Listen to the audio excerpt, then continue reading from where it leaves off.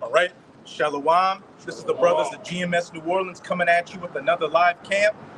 And first and foremost, as always, we're going to give all praises, glory, and infinite honors to Yahweh, Bahasham, Yahushai, Bahasham, Rakakudash. Double honors to the apostles and elders of Great Millstone who rule and teach well. And peace and salutations to you sincere Akim out there, pushing this word in truth and sincerity to the four corners of the globe, make brothers endure to the end. Shalom. Shalom. And it's another Saturday in hell, another Saturday in Babylon the Great, which the majority of these people out here know as the United States of America. And today is April 20th, 420, which, you know, the average bird brain nigga looks at as a let's get high day, weed day. But when you look at 420, you know, you had the BP oil spill on 420. Hitler was born on 420. A lot of serious events have happened on this day. And also, going into April and May, we're coming into something called the Feast of the Beasts, when these elites, you know, start doing a lot of their sacrifices and rituals. And we can clearly see in the mainstream news that something major is about to happen. You're having those strikes going on between Israel and Iran over in the Middle East.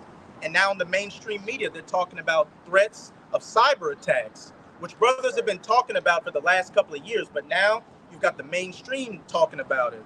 Just recently, you had several states say, oh, 911 was down. And then you had the head of the FBI, Christopher Wray, saying, oh, we expect an ISIS-K style attack on the U.S., like what happened in Russia. And then they expect China to hit the infrastructure. So we clearly aren't living in a time of peace. We're living and coming into the times of Yahweh Bahasham Yahushai's great judgment on this wicked world, especially Babylon the Great, for the wickedness you people have been committing in it. But for the majority of people out here, especially you people on this sign, you so-called Negroes, Latinos, and Native Americans, 2/3 of you, who you should really just be niggers, spics, and tontos. For you just think that this is still play time, that we're going to have a hot girl and a hot boy summer. Well, hey, it's definitely going to get hot out here, but it's not the type of heat you want. But you sincere, you know, Akim and Akwat out there, now is the time to be in the right spirit, which there's a time and a season for everything, which we're about to get into with Ecclesiastes chapter 3.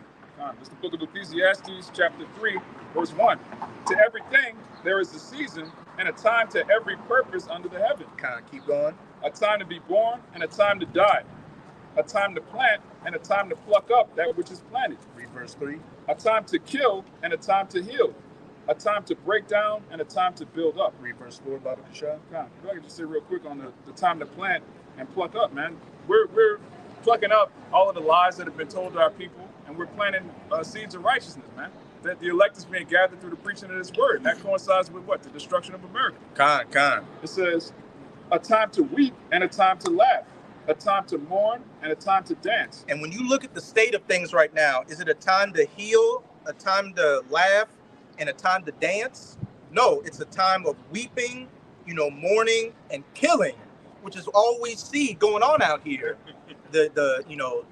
Because iniquity or lawlessness is abounding, as it says in Matthew chapter 24, the love of many is waxing cold. You're seeing a lot of these women out here getting dealt with. You're seeing a lot of people in general just getting murdered. You've got these migrants coming across the border committing all manners of crimes. And then you've got war in Ukraine, and you've got that war brewing up in the Middle East. And then brothers are constantly posting clips of these average Americans, you know, posting to TikTok saying, look, it sucks at being in America because I can't pay for anything. The money's not going anywhere. I'm facing eviction. You know, what am I going to do? So the spirit out here is mourning and lamentation and woe, which is coming, destruction. That's the next part of it. A time to cast away stones and a time to gather stones together.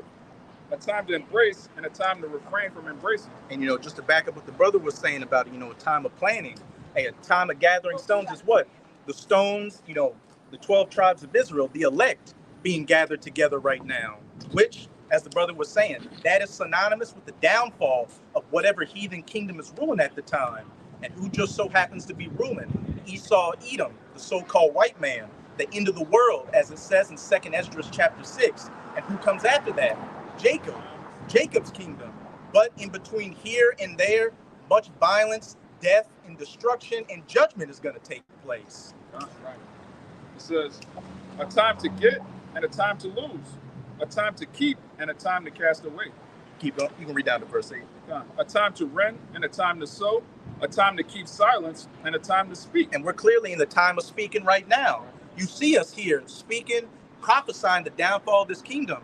But what did it say before that? A time to keep silence, which that's another part of end times prophecy, the famine of the word, where we're going to keep silent out here. And as it says in Ezekiel, what? Our tongues are going to cleave to the roofs of our mouth. And for the majority of our bird-brained people out here, that's when they're going to want to try to find the word. But it's going to be too late for them at that point. And as it says, the fair virgins and the young men shall faint for thirst, spiritually. And as it says in Ezekiel 33 and 33, and when these things shall come to pass, these terrible judgments, then shall they know that a prophet had been among them. So you want to make a point. Yeah, the elder Yakina always say this. All right, if we would have been out here, in the 50s, 60s, the 40s, preaching the downfall of Babylon, hey, we'll be put to death. You see, that was a time to keep silent. You see, but now this is how you know we're in the end, okay? Because now it's the time to speak, like the brother was going into. Just to back you up, huh? Which, just to back you up, could you get me Isaiah 33 verse 1? Because this is a telltale sign of somebody going out of power. When the slaves, the second-class citizens in society, can rouse up and buck up and talk against the system. Like the brother was saying, 50, 60, 70 years ago, if we would have even looked at an Edomite the wrong way, we'd have been hanging from these power lines. But here you've got brothers all across the planet standing boldly in the face of our enemies, shaking the hand in the gates of the nobles, as it says in Isaiah 13, telling you that you're the devil and Satan that the Bible speaks of. You're a goddamn Edomite and you're going into slavery and your kingdom is going down. Wow. It's the book of Isaiah, chapter 33.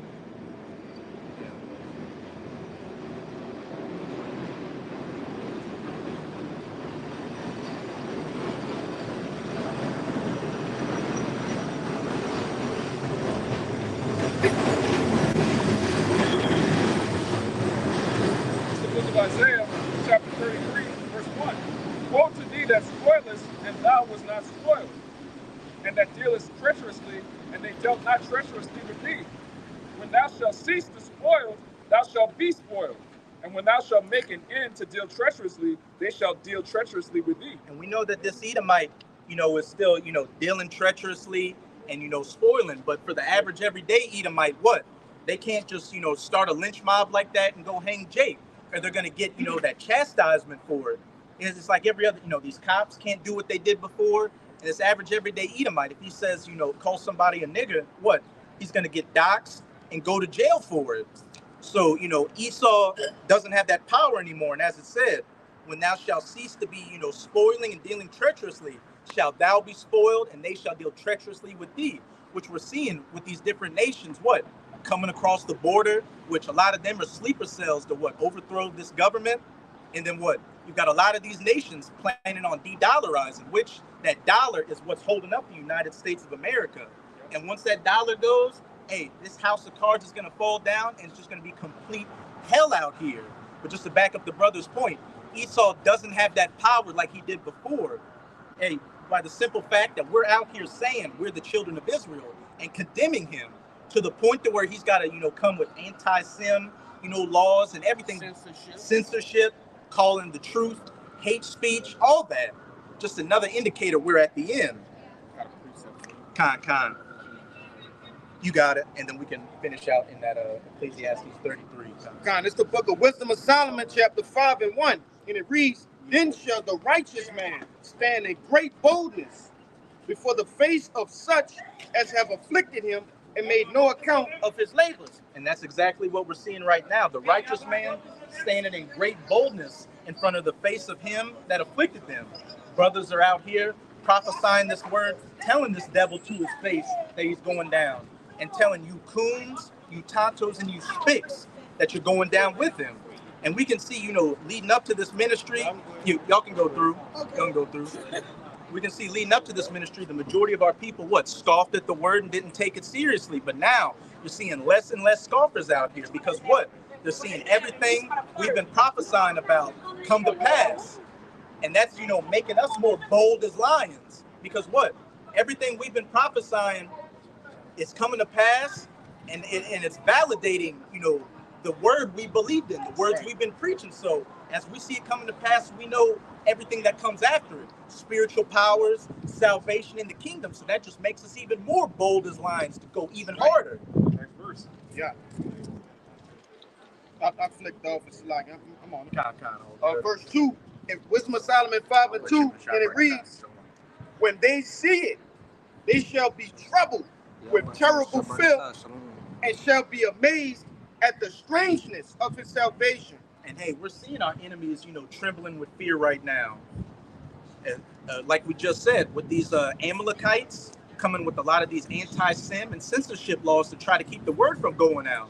Hey, these elites understand the power of the words and the power of the prophets and Israel waking up, that's bringing about the end of their kingdom. So they're terrified right now. And then what?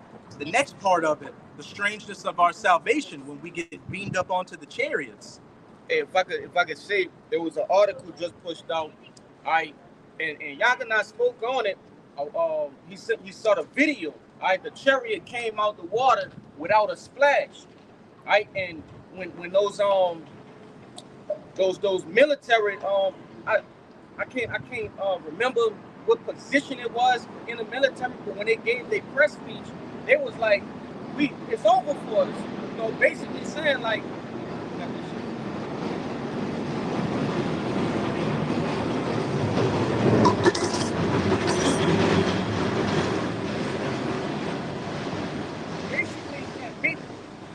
that, which they've been doing it a whole bunch ever since, the pandemic, but they basically was going into how that technology is mind blowing them more and more and more as these chariots start to make themselves more prevalent on the earth, man.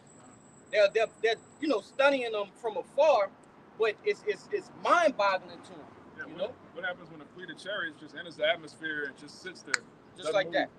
Like, Esau's not gonna have any explanation for that. He's gonna try. He always lies.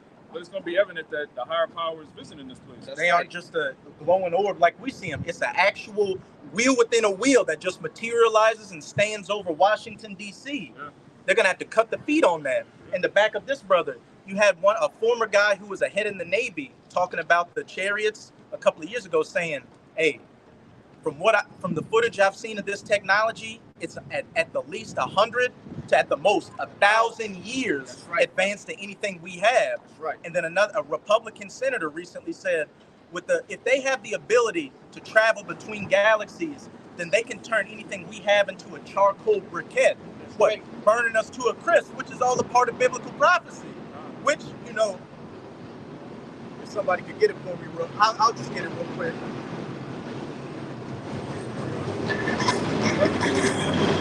Jeremiah 15:43, which what I've been noticing, and not just myself, but a lot of brothers have been noticing, these politicians and even these preppers out here making a lot of biblical references now. They just be saying things that just a little too, like, have you been listening? Like, I believe a Full Spectrum Survival straight up called Russia God. Yeah. Canadian prepper, is making references to the Bible. Everybody's talking about the Bible, but not giving due diligence to who they actually learned these things from. Yeah, of course not. They're the devil. They can't speak the full truth. But what was that Psalms where it says their tongue shall fall upon? Yeah, Psalm 64. God. Their own tongue shall fall upon them. And that's what's going on. But this is the book of Jeremiah, chapter 50, verse 43. It says, "The king of Babylon hath heard the report of them, and his hands waxed feeble. Anguish took hold of him, and pangs as of a woman in travail." And we know the king of Babylon is ultimately talking about these elites, which they clearly have heard the report of us. Hence, while they're working behind the scenes to, bring about censorship, labeling the truth as hate speech and the fame of the word, making a man an offender for a word. But on a lower level, the president, these other senators, these higher ups have heard about the word. I'll never forget, a couple of years ago, it was during those George Floyd protests. Donald Trump, when he was president, posted on Twitter, I guess these they call us black, Hebrew Israelites are happy to see us tearing each other apart, referencing a kingdom divided cannot stand. And when I went to go look at that clip, it was only up for about 5 seconds before it got wiped from the internet completely. So, hey, the king of Babylon and these other higher-ups have heard the report of him. And it said what? They waxed afraid and they were in anguish as a woman in travail. Hey, those that are in the know are terrified out here because they know that Yasharallah is coming back into power, which we got to get that Judith chapter 5, where that Ammonite talked about if Israel was dealing with their power, there's not only anything we can't do against them, but what? We shall be made ashamed before them, which is what's coming. It's Judith chapter 5. You can start it up, verse 5. 5 and 5. Kind.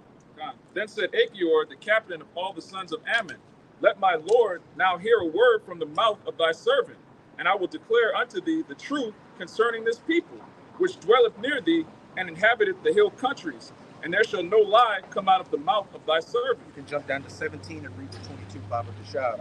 But just to give a little context, Achior, the Ammonite, the so-called Japanese, was in the Neo-Babylonian Empire. He was a general in it, or a captain, and he was talking to Holofernes, who was the Babylonian general that was coming against the southern kingdom at the time. And they had, built a trench around Israel to try to starve them out. And they were having their war councils. And this is when Achior was going into about how, look, if these people are with their power and their power's with them, they can do nothing against them. We can do nothing against them, Salakia. And it's no different now. We're in Babylon the Great. And what? We're out here coming back unto our power. The breaches being closed and the tabernacle of David being rebuilt. So that's why, nothing these Edomites or these heathens are doing is coming against this truth. It's on the Lord's time when he brings about the famine of the word. But when that happens, what? That also plays into prophecy. Yeah, I just want real quick. It said that he was about to tell them a truth. Right? He said, and not a lie shall come out of his mouth. Why? Because this so-called what they would call a theory, which we understand to be a truth, has been tested over time. Time and time and time again with different men in different ages. So what makes you think it's going to be different this time? Lord don't change. It's the same power, the same people, all right? Yeah. Hey, I'm going to let you go into it. You're going to see. Hold for me, Matthew 24 and 14 too. I'm on you. This is still in Judith chapter 5, jumping down to verse 17. And this is still Achior speaking the truth. It says, and whilst they sinned, not before their power, they prospered, because the power that hateth iniquity was with them. Hey, and whilst they sinned not before their power, they prospered, which, we're rehearsing the righteous acts right now, doing whatever we can to, stay faithful unto Yahweh Bahashem Yahweh Shai. So what? The elect are, to the best of our ability, not sinning before our power and coming back to our power. Hence, why we're prospering out here. Of course, we go through our daily trials and tribulations, but what? These prophecies are coming to their fulfillment, and Israel is rising up, and everybody is on edge right now. It says, but when they departed from the way which he appointed them, they were destroyed in many battles very sore, and were led captives into a land that was not theirs. Hey, taken from the west coast of Africa to the Americas, from Europe to the Americas, and then what? The northern kingdom in the Americas being enslaved by these Edomites, and some of them being shipped to other parts across the planet. Clearly, who fits those prophecies of being led into captivity? Not right. Those little hats over there. Jeremiah 17, where it says, you would fall away from your identity. We did that. We fit every prophecy dealing with the curses of Israel. Right. So what? If we fit the curses, what? When they come back to their power, the blessings are going to fit us as well as the salvation. It says, and the temple of their power was cast to the ground, and their cities were taken by the enemies. Keep going. But now are they returned to their power, and are come up from the places where they were scattered. Which we're doing spiritually right now through what? The unicorn, that internet, which, as it says in Isaiah chapter 19, their word goeth unto the ends of the world. Day and night, nor speech is their word not heard. Psalms 19, yeah. Khan. You can grab it up, Psalms 19. Yeah, we can get that. Psalms 19, you can start at 1, read to about verse 4. Because what? Back in the past, when the disciples went and prophesied this word, they had to travel to different areas physically. But through this internet, we're traveling you know, through the World Wide Web and spreading this message. Hence, why you've got brothers and sisters in many different countries, looking like many different nations, speaking many different tongues, That's right. waking up to their identity and calling on Yahweh Bahashem Yahweh Shai. It's the book of. This is good you said Isaiah 19 though, because that also goes into what you're saying. Hey, real quick. Real quick. This is Isaiah 19, verse 19. And in that day there shall be an altar to Yahweh in the midst of the land of Egypt, and a pillar at the border thereof unto Yahweh. And what do you do with the altar? You make a sacrifice. That's and right. what's it saying, Corinthians? We make our bodies a living sacrifice. Yeah. So what? The altar is up here, and we are day by day making our bodies a living sacrifice for Yahweh Bahashem Yahweh Shai in the land of spiritual Egypt, the United States of America. Right. And what's going to happen after we set up that altar? It says, and it shall be for a sign and for a witness unto Yahweh, the Lord of hosts, in the land of Egypt, for they shall cry unto Yahweh because of the oppressors, and he shall send them a savior and a great one, and he shall deliver them. And we are clearly crying because of the oppressors. And what? The Savior is coming.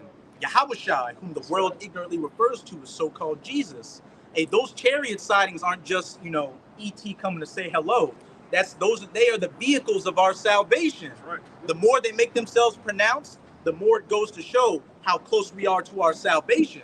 The strangeness of our salvation, as it said back in that Wisdom of Solomon, chapter 5. That scriptures also tell you in I believe it's 2nd Ezra, the 6th chapter, if I'm not mistaken. All right, but it goes into that these chariots are doing what? They're really surveillance. The Lord is using the chariots to, keep an eye on this place. They say these chariots are visiting the iniquity, all right, of this place. Basically taking a report back unto the Lord, all right, watching over us in our daily lives, watching what this devil is doing to the earth. Yeah. You see? What's it saying, Amos? The eyes of the Lord. I was just about to say that. You got it. The eyes of the Lord are upon the sinful kingdom. All right, and that's talking about Israel, which is a people before a place, but really it's talking about Babylon. This is where Israel is the most wicked. This is where these Edomites, this is their last hurrah, so to speak. So the eyes of the Lord are watching this place, and it's entering the land of the thief. What's it saying, Sirach? The eyes of the Lord are 10,000 times brighter than the sun. And what's it saying, Psalm 68? The angels of the Lord are thousands. Yes. Even thousands of, is it the chariots of the Lord? The chariots of the Lord are thousands, even thousands of angels. So that's the eyes of the Lord. The chariots, the chariots all across the planet surveying everything, bringing the message back to the Most High, and then the Most High is about to bring the judgment through those chariots, as well as these other calamities of Jacob's trouble. I got a quick one for you. You got it? Then you got it, Kushab. This what I had quoted. This 2nd Ezra 6 and 18, and it reads, and it said, behold, the days come that I will begin to draw nigh and to visit them that dwell upon the earth, and will begin to make inquisition of them what they be that have hurt unjustly with their unrighteousness, and when the affliction of Sion shall be fulfilled. What does it say? What does it say in I believe it's Zechariah 5, the curse that goes Heavy. Khan. That's that inquisition. The chariots recording everything, bringing that message back, and the Most High making that inquisition or inquiring upon the wickedness, which is going to bring the curse of the earth. The chariot. I just wanted to get that word inquisition because it's heavy. It's not just he's not just inquiring, what they doing down there. No, it's for a purpose. He's inquiring for a purpose. It says inquisition in the online etymology, judicial investigation, act or process of inquiring. It says when you go down, a searching into, a seeking legal examination, a seeking of grounds for accusation. So that's what they're literally doing. The chariots are, all right, they doing this to, all right, look at what they making Israel do, so just how I tell you what, the sins of this place have reached unto the heavens. How you think they reached to the heavens? Sure. The chariots is marking everything now. You got it. If I can say, just like when you have a case, all right, let's say, as we refer to the Esau judicial system, all right, Yahweh Shai being our lawyer, all right, and the angels are the private investigators. That's man. right. They're the ones that's letting the Lord know everything that they're doing. So when the case be presented to the judge, it's like, well, look at the laundry list of things that they've been doing all along. All right, the things that they've done in secret. All right, everything is being made manifest, man. That's right, brother. And it's gonna be a judgment that's written for it. And if I could say, what's it saying in Ezekiel chapter 9, verse 4? Those that are sighing and crying. Look at it like a courtroom. You've got the spiritual prosecutors making this inquiry, this inquisition into the wicked. And then you can look at the angels as what? The telegrapher that records the message. And you've got the judge, Yahweh Bahasham Yahweh Shai, watching. That's right. And these sins have reached unto heaven. And you know, at some point, very quickly, what? That judgment is going to come. I'm This is the book of Zechariah, chapter 5, verse 1. It says, Then I turned and lifted up mine eyes and looked, and behold, a flying robe. And that flying roll is talking about the chariots. It says, verse 2, And he said unto me, What seest thou? And I answered, I see a flying robe. The length thereof is 20 cubits, and the breadth thereof is 10 cubits. Keep going. Then said he unto me, This is the curse that goeth forth over the face of the whole earth. And it's just it's a curse for the wicked. Yes, that's right. Hey, the chariots are the vehicles of these heathens and the wicked of our people's destruction. But unto us, they're the vehicles of our salvation. What's it saying? Luke 21. And when these things begin to come to pass, then lift up thy head and look, because thy salvation is near. Roughly paraphrasing. Keep going. It says, Then he said unto me, This is the curse that goeth forth. Now let this shit pass. double whammy.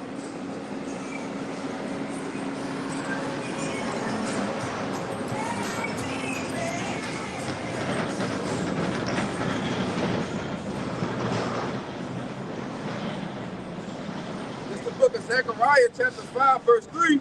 It says, Then he said unto me, This is the curse that goeth forth over the face of the whole earth. For everyone that stealeth shall be cut off as on this side according to it. What does it say in Revelation chapter 13? He that killeth with the sword and leadeth into captivity must be killed with the sword and go into captivity. And what's it say in Numbers 35 and 33? The land cannot be cleansed by the blood of them that were shed in it, but by the blood of him that shed that blood. And you know, we're that altar in Egypt, America, but America is a giant altar in itself that Yahweh is about to make the greatest sacrifice on the face of the earth on. And these people are the fat and the fuel of the fire for it. And hey, and you know, it's funny, the Most High has these GMO foods making people fat and plump out here, ready for the slaughter. Hey, they had that picture. I don't know if it was one of the apostles. I think it was Apostle Gabal was going into how the average American looked back in the 60s and 70s. Everybody was pretty slim. You know, they really didn't have fat people back then. You know, but you translate to now because of the food being so defiled, corrupted with chemicals. Hey, man, that's all you see is fats, man. Facts. That's all you see. You got Fat, slow bellies. Yeah, back in the day, if you were fat, you worked at the circus. Like you were actually a laughing stock in the street. People would pay money to go see a fat. The world's fattest man. Yeah. And he was like the size of an average average fat, brother. Up to date. Hey, It's crazy how low that America's gone, man. This used to be the place everybody wanted to go. You know, the land of milk and honey, the streets are paved with gold. People talk about this place like it was the kingdom of heaven. But it's nothing but a bunch of sluts and fats. You got it? Hey, if I can add to you, I remember I showed you that video about other countries, they ridicule fats. Yeah. Like I said, specifically with the Ammonites, they got different stores called fatties, plus size and shit like that. They're going to let you know, they're going to abuse you in that name to let you know that it's wrong. You know, but that's what America kind of, you know, boasting. You know, you can eat good over here. Yeah, they got certain cities where you can't even buy clothes for fat women. Like, that's how serious they are about not dealing with fats. All right? You physically can't make fat women's clothes, man. This society is the exact opposite. And another thing too is what? You know, single women is frowned upon in other countries. right. They got something in China called leftover women.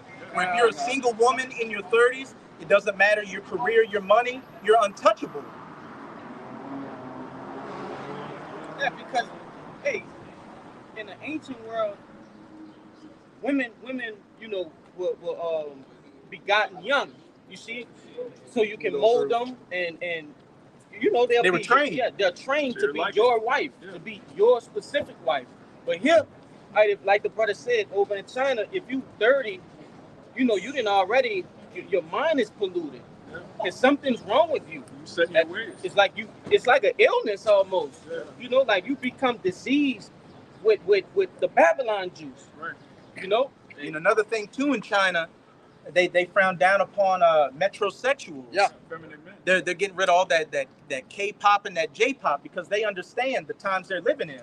Not a time of peace, but a time of going into war. So they're getting everybody in that spirit. While over here in America, you got Lambo legs and men calling themselves baddies out here. Even with Putin too, over there in Russia, you can't even bring that alphabet stuff over there, man. It's a crime. It's a crime. It's a crime in China right now to be effeminate as a man. Yeah. That's how it's supposed to be. But over here, again, that's pushed. Then the military has actual moles and positions of power. Transformer generals. Yeah, transformer generals, man.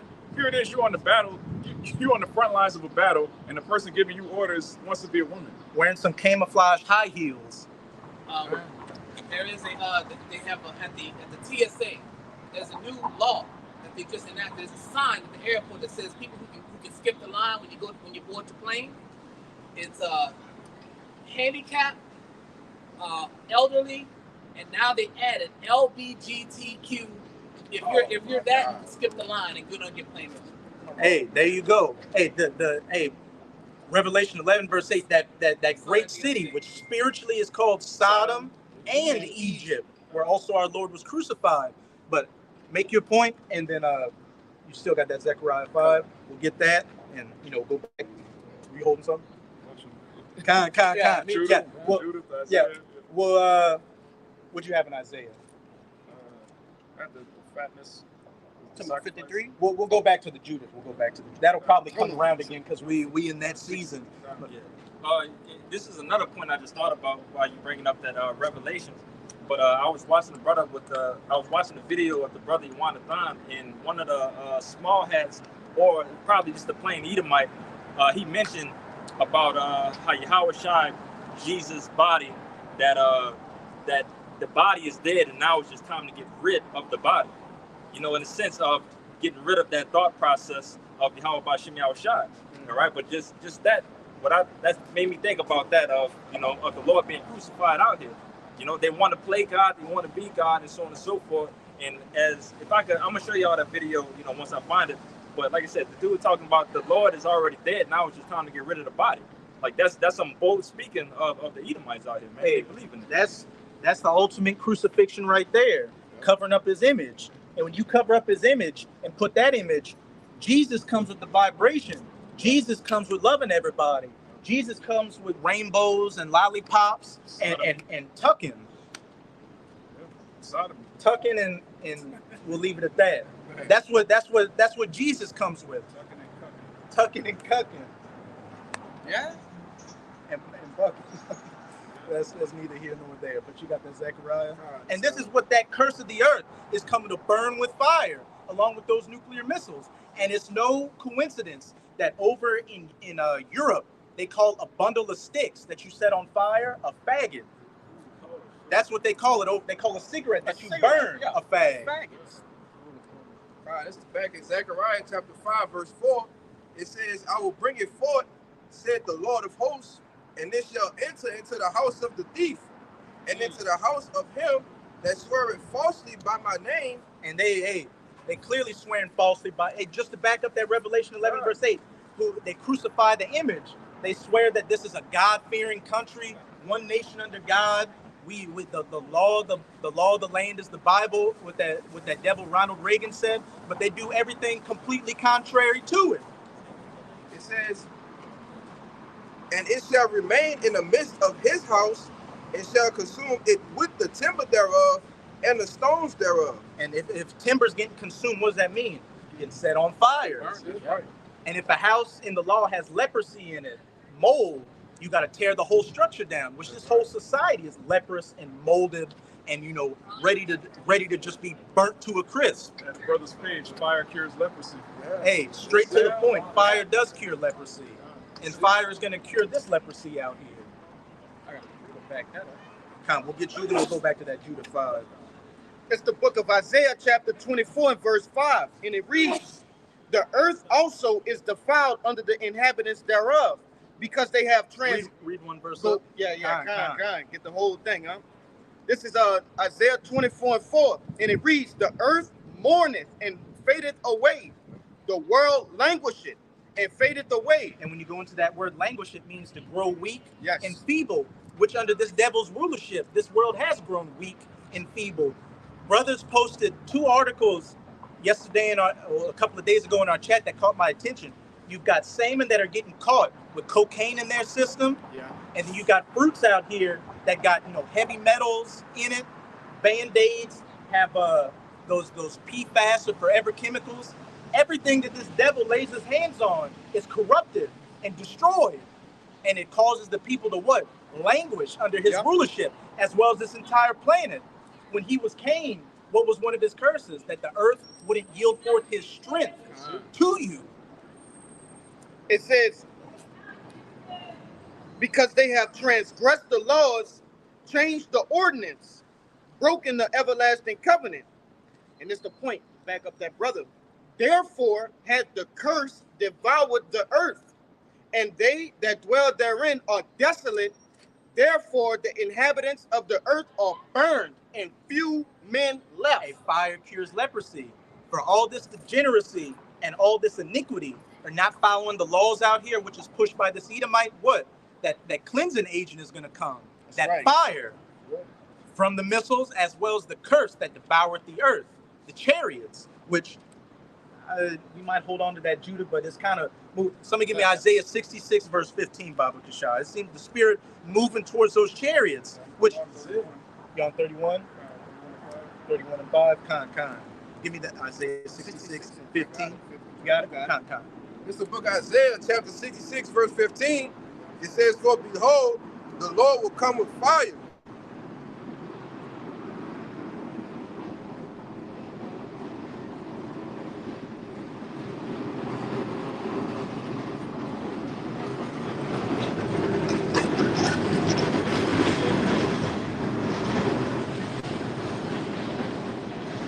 It's the book of Isaiah, chapter 66, verse 15. For behold, the Lord will come with fire, and with his chariots like a whirlwind, to render his anger with fury and his rebuke with flames of fire. Hey, that doesn't sound like, this Jesus they talk about coming back in peace. As it says, for behold, Yahweh will come with fire, and with his chariots like a whirlwind, to render his anger with fury and his rebukes with flames of fire.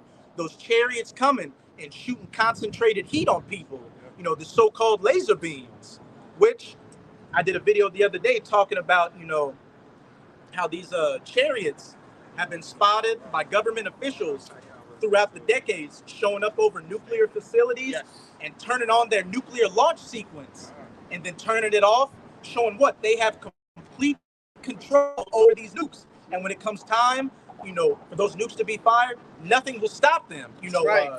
Reznov is not going to stop them. Captain Price, Ghostface, the Call of Duty crew isn't going to stop them. Op 4. This ain't a Tom Cruise film, man. Yeah, this ain't Mission Impossible. This ain't that, man. This is Mission Possible.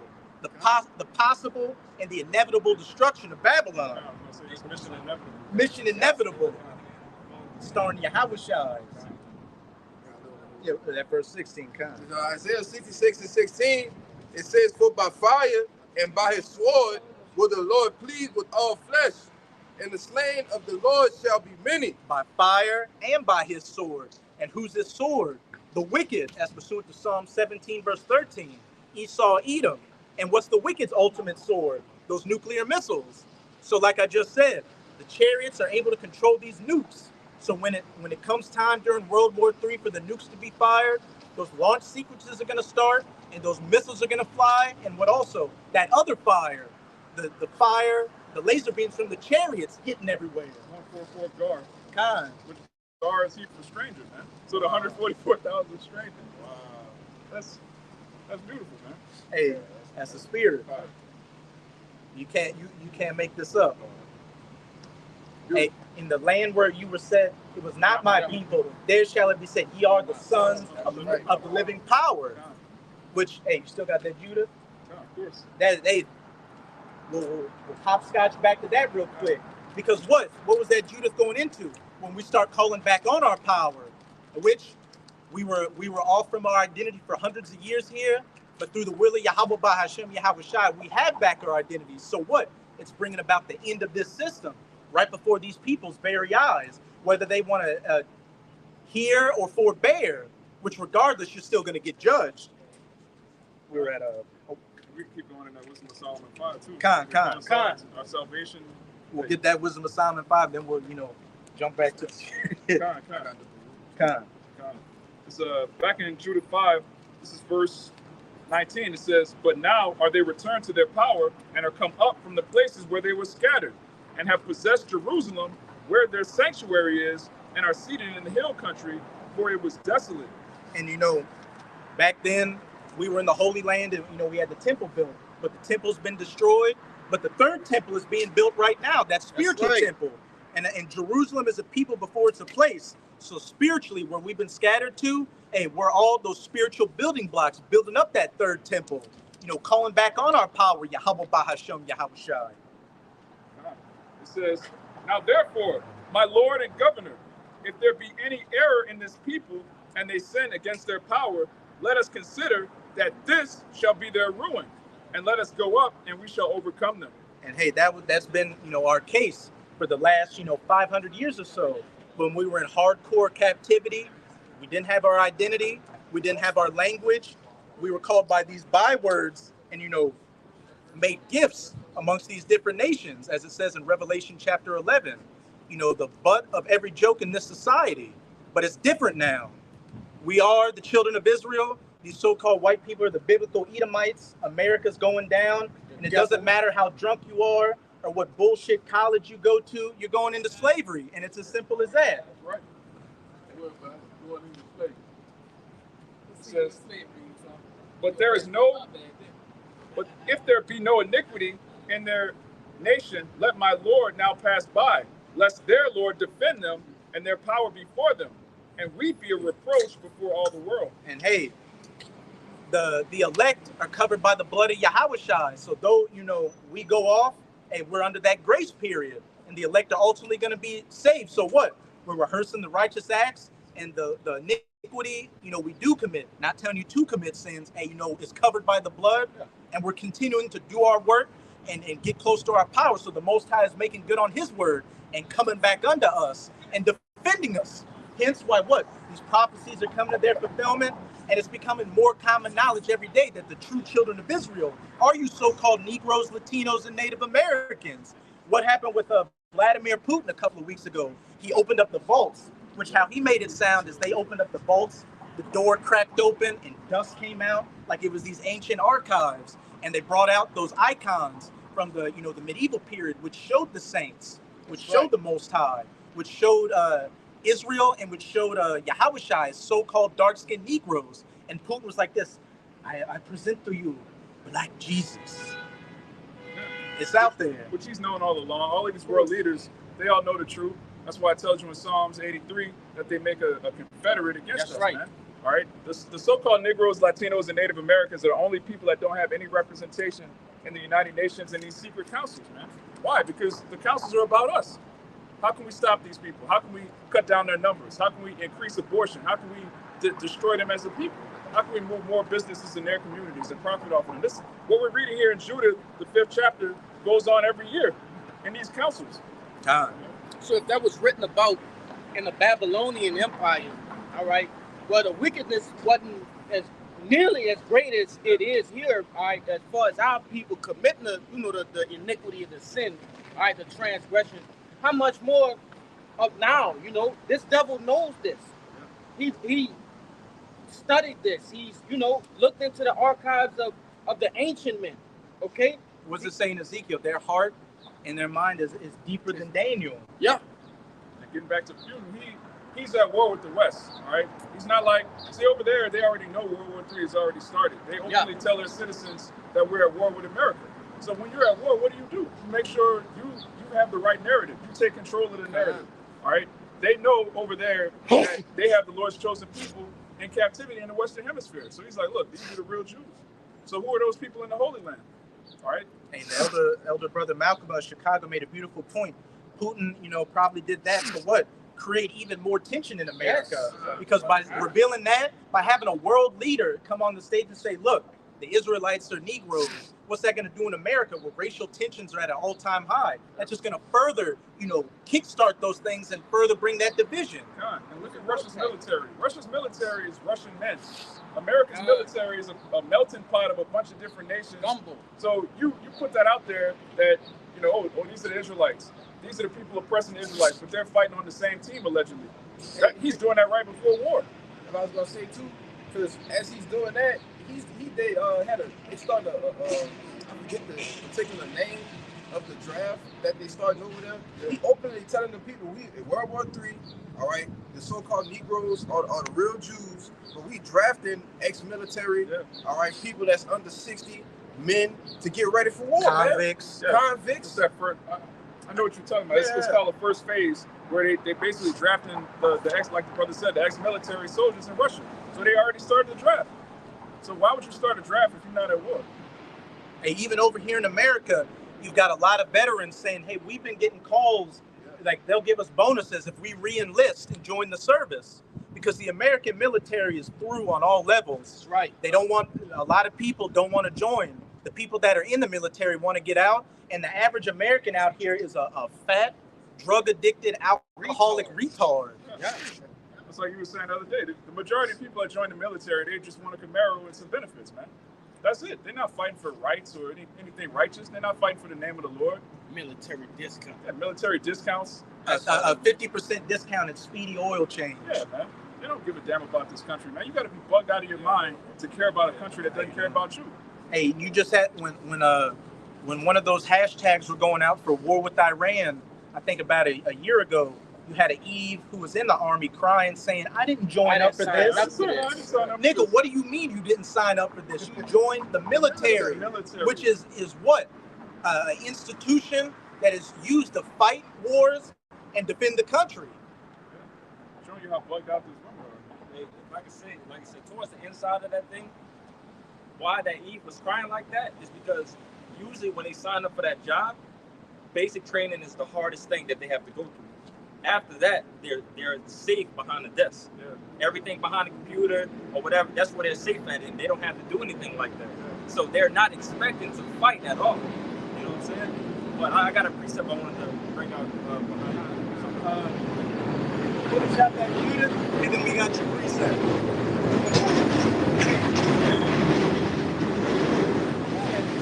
A bunch of women on it on the side of that streetcar. Hey, we about to come into the times where traditional roles are coming back into play. A man is going to have to be a man, and a woman is going to have to be a woman. No gray areas. No gray areas. Hey, and the fire truck is fire coming. Where there's Coming with that smoke. Where there's smoke, there's fire. And we can smell the smoke.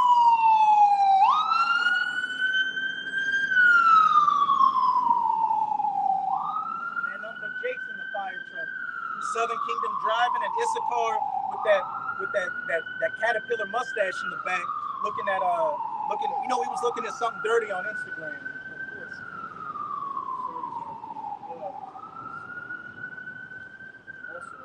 What's your question? Bourbon Street? Yeah, but just keep your head. All right. Yeah. You know, white people are going into slavery, according to the Bible. I was involved with that. Hey, you weren't involved with it. It doesn't matter. Get that Isaiah 14, and you know that one I like in Sirach. All I know is I would not.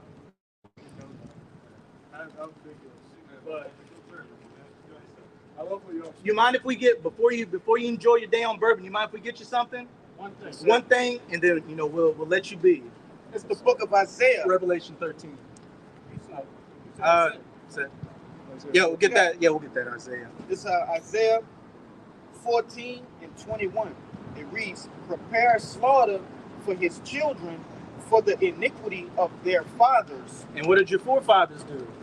How did they get this country? I didn't have their mindset like during it. But So, what does it say in the scriptures? Prepare slaughter for his children for the iniquity of their fathers. that was like, no, I'm sorry. Hey, we're speaking the word. You said you believe in what we preach in the gospel. Well, this is what the gospel and the word of God says. That we must prepare slaughter for the children for the iniquity of their fathers. That was like the goats and like not slaughter of like black people or Africans. Mm-hmm. That was like, it's different slaughter, like slaughter of animals. That's what you're saying. That's saying. Give me Revelation 13 That's verses what I 9 to believe. 10. I might be wrong. But that's Well, we got one more for you. Just something for you to ponder on. So, you know, we don't want to keep you from enjoying Bourbon Street, you know, having a good Saturday. It's the book of Revelation, chapter 13, verse 9. It says, if any man have an ear, let him hear. He that leadeth into captivity shall go into captivity. He that killeth with the sword must be killed with the sword. Here's the patience and the faith of the saints. Captivity means? And that's in Revelation, the last book of the New Testament. Well, I do believe that slavery was probably like the most mortal sin you can commit. I feel like that's pretty really bad. But I think it's the way you interpret the Bible. Hey, the Bible isn't open to any private interpretation. And that's pretty straightforward. It says the people that led these people into slavery are going to go into slavery. And it's all throughout the Bible. That's actually the gospel. Right? When you read that's Isaiah, also, you read that, that's also like interpretation. Like, how so? How's it interpreted? Sounds pretty straightforward to me. I'll read it again. It yeah, says, read interpretation. the book of Revelation, chapter 13, verse 9. If any man have an ear, let him hear. He that leadeth into captivity shall go into captivity. He that killeth with the sword must be killed with the sword. You know that the transatlantic slave trade was clearly has slavery in the title. You know, what people ignorantly refer to as, you know, Africans, which were really the children of Israel, were led into captivity from the west coast of Africa to the Americas. And then with those European conquistadors in the Americas, what did they do to the natives here? How was America gotten? I asked that for you. Rape, robbery, and murder. You know what Baton Rouge stands for? Red stick. Because of all the kill. Oh, well, actually, I like it as much as I can, but it seems pretty sketchy. You heard of, you know, Baton Rouge, right? Yeah. That means red stick because of all the killing of the so-called Native Americans in Baton Rouge to get that land. So this country is built on the rape, robbery, murder, death, and destruction of the children of Israel, who are known as the so-called Negroes, Latinos, and Native Americans today. And in the Bible, it says, he that leadeth into captivity shall go into captivity. He that killeth with the sword must be killed with the sword. Do you believe in Jesus? Do you believe, Wholeheartedly, yes. do you believe in the red letters of the Bible? I mean, as much as I can. What does that He's mean? got, I got something for you. well, you know what the red letters mean in the Bible, right? Like the Ten Commandments. No, the red. If the Bible's written, you got regular written in black letters. Like, see, That means that it's the Lord, you know, so-called Jesus speaking when it's in red letters. That's what it means in the Bible. If it's in red letters, that's Jesus, so-called Jesus speaking. His true name, according to the Paleo-Hebrews, Yahushua. Let's see what he had to say also in the book of Revelation. Revelations 2 and 25. But that which ye have already, hold fast till I come, and he that overcometh and keepeth my works unto the end, to him will I give power over the nations. Hey, that's talking about seeing what we're doing right now, holding fast to the works of the Lord, out here prophesying like the prophets of old, and our people that have woken up, you know, coming back to their identity, their heritage, and following after the ways. And what is that? What is the reward for doing so? It says, verse 27, and he shall rule them with a rod of iron, as the vessels of a potter shall they be broken to shivers, even as I have received of my Father. And what does that sound like to you? And this is in red letters. So it's Jesus speaking, and he shall rule them.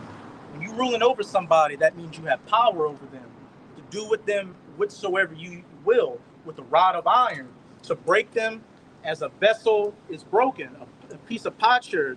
And is that a peaceful act if I were to take a clay pot and beat it and shatter it with a rod of iron? I mean, I love y'all, love everything, but Jesus I know, Jesus I grew up on. I mean, y'all might not believe the same thing as me, but the Jesus I know, he's loving, forgiving. To Israel. To Israel. No, Not to everybody. Everybody. What scripture is that? I'm literally going to Bourbon Street, so. Hey, go enjoy Bourbon Street. I want you to know my faith is like. My faith is like as good as it can get. Yeah, I like mess up every once in a while, but I do know my Jesus. Jesus is almighty, all powerful. Well, he is almighty and he is all powerful. That's good. And he's coming to And he loves handle you. business. Yes, You know, Yeah, he loves the children of Israel. No, Yes, he loves he does. you. He loves the He children. loves you. He loves you. Because we're Israelites. Yeah, because we're Israelites. He's right by pointing at us saying he loves us. Yeah, you're right on that. And you're right in him being all powerful. Even if you were atheist, he loves you. That's not in the Bible. That's not in the Bible. No, he loves everyone. Like he doesn't love That's it. not in the Bible. I'm not here to argue. Like, Hey, wait, that we're was just part of the dialogue. Yeah. Let's get the conversation about it. We're gonna go. And be blessed in the name of Jesus. But yes, sir. And when you get to Bourbon, just keep walking all the way down. You're gonna love it down there. Hey, Get to about Royal Street area, like a I'm few going to blocks Bourbon to down. find my day. So yeah. Hey, Go go enjoy your day. I ain't drinking or nothing, but You're gonna be drinking. We know you're gonna be drinking. You look like you had some already. man. You Get look your like you hand had some. grenade. Hey, enjoy it. I mean, yeah, Enjoy your Saturday. But no, I'm not. Enjoy the last But seconds of your I do kingdom. appreciate it. Yeah, Yeah. no, this isn't the end of your kingdom, so just look it up. You know? If I leave with anything, just know what I think is Jesus love y'all. He does. He Hey, does. Yeah. you're right on Whether that. you're Israelites or And, not. and he hates you. I don't know. That's in the Bible. Hey, I know Jesus loves you. Prepare slaughter for his children for the iniquity of their fathers. Just edifying. Yeah. Kind of. Hey, enjoy your Saturday night. But That boy don't want to leave. Hey, see you soon. Hey, we'll see you again. We'll see you again. We'll Don't see worry. you in the kingdom. Yeah, we're gonna see you in the kingdom of heaven. We're Thou gonna see you in the saidest. kingdom of Thou heaven. saidest. Thou saidest. Good. Yeah, we gonna shut him out. Yeah. Pass it I don't on. even want that boy. Like, he ain't got no backbone. Hey, y'all ever saw that movie, The New Guy? That's one of them old. Just look up The New Guy. I know you know what I'm talking about. He looked just like the new guy, but you got it. This is Lamentations 4 and 21, and it reads, "Rejoice and be glad, O daughter of Edom." Yep, live it up. Yeah, rejoice. Hey, go down there and have 7 hand grenades for completion, Yeah. and just to hell with everything. Just go get drunk, bro. Hey, if you a Edomite, a so-called white person, hey, max out your credit cards, get the biggest pile of snow you can get, that China white, the purest China white, do a backflip with a bungee cord off a building, go to PetSmart and have a field day. Yeah. Just do you. Because, hey, we're at the end of your heavens, your kingdom, and we're about to come into our heavens, our kingdom, where, That's right. hey, we're gonna rule over you with that rod of iron, and rule over your women with that rod of, what was it saying, Lamentations? It says, "And dwellest." I'm gonna just start again. Exactly. It says that. Lamentations 4:21. "Rejoice and be glad, O daughter of Edom, that dwellest in the land of Uz. The cup also shall pass through unto thee." And that cup is talking about slavery, which, right. if you can get me, it's in Obadiah. I think you might know where it's at. Captivity. Kind of Sirach. Give me that Obadiah 1 and 15. You can start right there. Time. It's the book of But we're gonna get that after you get that Lamentations. It reads, "Thou shalt be drunken and shalt make thyself naked." And hey, Esau Edom is being made drunken right now, spiritually drunken, and he's being made naked spiritually, as it says in Isaiah 47. The skirts of Babylon being lifted up, which is showing what? Your privy parts, your private parts, all of this wickedness that Esau Edom tried to hide is being exposed to the world. And as with Pandora's box, once Pandora's box is open, you can't close it again. That's right. And when you look into the myth of Pandora's box, that Pandora's box held all the evils of the world. Yes. That's how they say evil got into the world, with Pandora's box being open. So with this spiritual Pandora's box being open, all the evils and judgments are about to come upon you Edomites in America, and it will not be closed. One last verse. It says, the punishment of thine iniquity is accomplished, O daughter of Zion. He will no more carry thee away into captivity. And like we went into with, what was that, brother Kabar, your lesson last night, the comforting words of the scriptures, that's comforting, seeing that we are at the end of our captivity, and what? We shall no more be led into captivity. We're going to finally be at peace. Our entire nation is going to be righteous, and we're just, as it says in Psalms 149, be able to rest upon the saints, are finally going to be able to rest upon their beds. Yeah. It reads, he will visit thine iniquity, O daughter of Edom. He will discover thy sins. He will visit thine iniquity. Oh, damn. About to visit the collision center just now. Mm-hmm. But if I could say, and that just turned full circle back to what we came out with the information about the chariots, the Inquisition. All right. Hey, this devil, your sins are being discovered, man. All right. What you got? You got that Obadiah. That backs up. This Obadiah is going to back up that cup. It's the book of Obadiah, chapter 1, verse 15. For the day of the Lord is near upon all the heathen. As thou hast done, it shall be done unto thee. He that leadeth into captivity shall go into captivity. He that killeth with the sword must be killed with the sword. Straight to the point. There's no private interpretation under that. And this man was talking about, that's talking about goats. Prepare slaughter for his children for the iniquity of his father. So a goat was out here raping goats. They are goats. So he was throwing out some uncut gems. He was being as spiritual as an Edomite could be. Mm-hmm. It says, thy reward shall return upon thine own head. Hey, thou shalt drink the cup, and you're going to drink that cup to the dregs, and that iniquity and your nakedness is going to cover you. You can read 16 to 17, Baba Show. I can't stop at 17. I gotta Oh, read 18. I forgot. That's the gospel. Read the 18 and then jump to 21, and that'll be the conclusion of the matter. Verse 16. For as ye have drunk upon my holy mountain, so shall all the heathen drink continually. Yea, they shall drink, and they shall swallow down, and they shall be as though they had not been. They shall drink, and they shall swallow down, and be as though they had not been. These heathens being in rulership over the children of Israel, they're going to be perpetual second-class citizens in the kingdom. There's going to be no rising up of these different nations. And the ultimate be as though that was not been is going to be Esau Edom. After that first 1,000 years of the kingdom of heaven, building it up, there's going to be a Basra bonfire of every single Edomite man, woman, and child, young and old. And they're going to be cold from this planet permanently. If I could say, that cup will be the last thing this devil see, right? And that it had me thinking, because I'm a man that watch westerns, right? So you got the good guy, he been chasing the villain the whole while. The villain just did a bank robbery, just hypothetically. Hey, but this devil, what do they usually do? The villain go to the bar, and then here comes the antagonist. Hey, get your last drink. Yeah. That cup will be the last thing that this devil sees. Because like you just read, they're going to be burned up in a fire, a great Basra bonfire. Hey, that movie, High Plains Drifter. Yeah. That was, when you watch that movie, it was really, I'm going to spoil the movie, so for the next couple of minutes, don't pay attention to it. Clint Eastwood was really a ghost in that movie, a vengeful spirit coming back because the town had killed him. And then he came back and destroyed the entire town and got his judgment. And the movie literally ends with him beating the villain to death with a whip.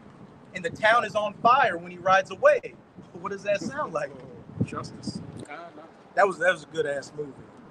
It says, verse 17, but upon Mount Zion shall be deliverance, and there shall be holiness. Hey, you shall no more be led into captivity. That's right. Deliverance by what? The vehicles of our salvation, the chariots. And the house of Jacob shall possess their possessions. And he that leadeth into captivity shall go into captivity. And when somebody's in captivity, you take what? You take their gold, their silver, their women, their daughters. You know, you take everything from them. You take everything from them. The slaves don't really own nothing. When you're a slave, you have no identity. And you have no consent. Mm-hmm. Yeah, that's the difference. That's why the Eli Whitney got credit for the cotton gin for inventing the cotton gin when it was not him. He's a slave master, but his slave invented that. Right. Because why would a white man or a slave master want to invent something that's going to make his job easier? Slaves already. Yeah, exactly. So his slave invented a way for him to not need slaves no more. Yeah. So he invented a cotton gin, but what happened?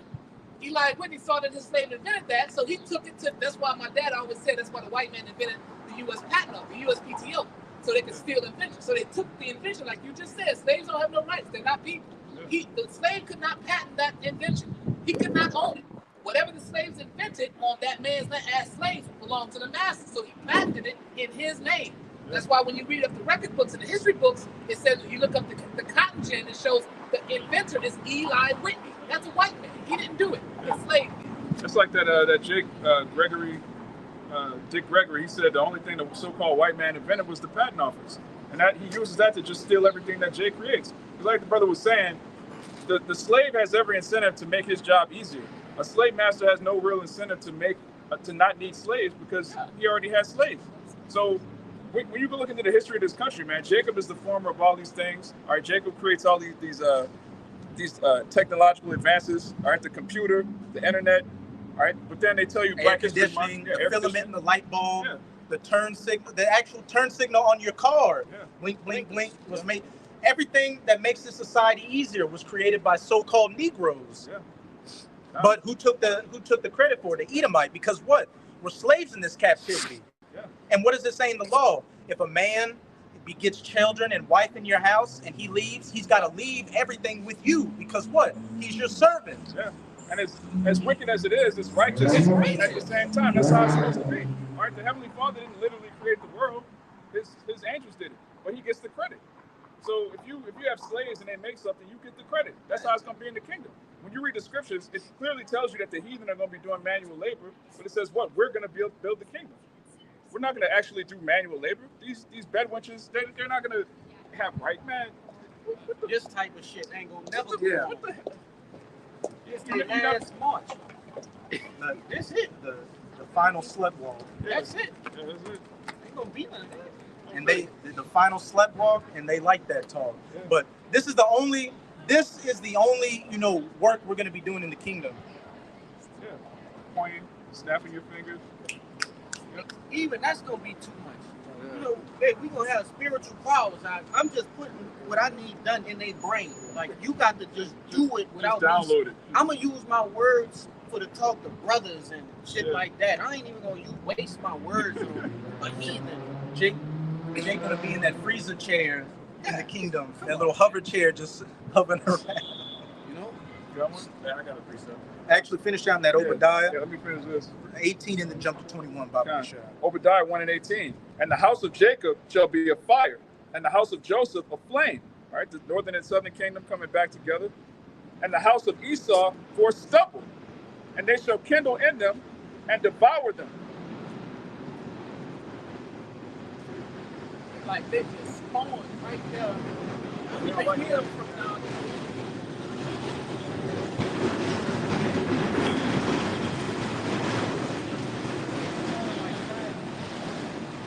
It says, "And the house of Esau for stubble, and they shall kindle in them and devour them.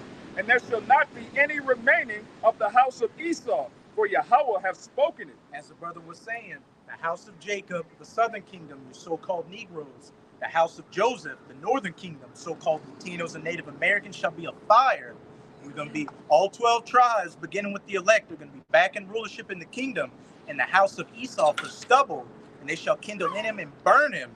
And there shall be none remaining in the house of Esau. After that first 1,000 years, every Edom, the entire nation of Esau, Edom, will be kaput. Eradicated off the face of the earth. Verse 21, "And saviors shall come up on the Mount Zion to judge the Mount of Esau and the kingdom shall be Yahweh's. Straight to the point. A Savior shall come.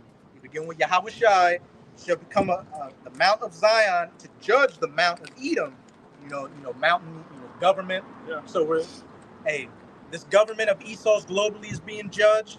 Then Yahweh Shai and the elect are going to come and give them that Isaiah 9 and 1-3 treatment.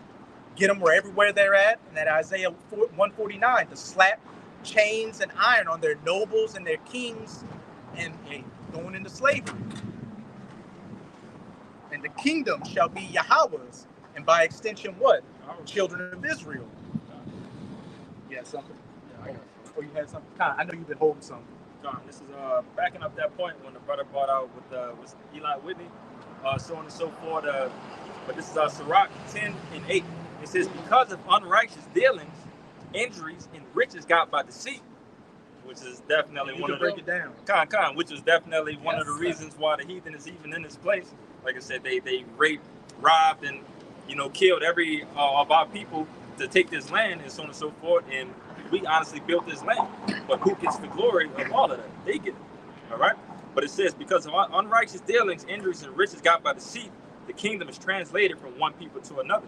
And like the brother said, man, like the tab is already out the roof right now, and they got to pay for that, man. He that leadeth into captivity must go into captivity. So, like I said, with all this wickedness and rape, robbing, and pillaging that they've been doing in this thing, like I said, the time is up. It's time for them to pay that tab and for that kingdom to be translated to us. Time is up, like an Independence Day. When Jeff Goldblum was looking at the countdown on the laptop and it hit 0, he looked back and said, checkmate. And that's when the chariots started shooting those laser beams and wrecking shop. But you had something? I think, but now you had something. Yeah, something. Yeah, somebody get add to what you're going into. Sirach 33 and 22. Read down to 27. All right, because this is a must, man. We're not going into slavery to these Edomites. This is a must. It's going to happen.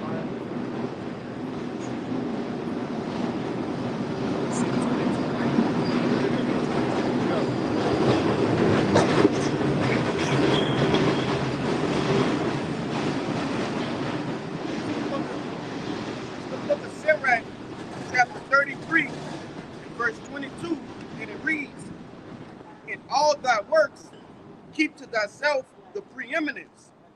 Leave not a stain in thine honor. At the time when thou shalt end thy days and finish thy life, distribute thine inheritance.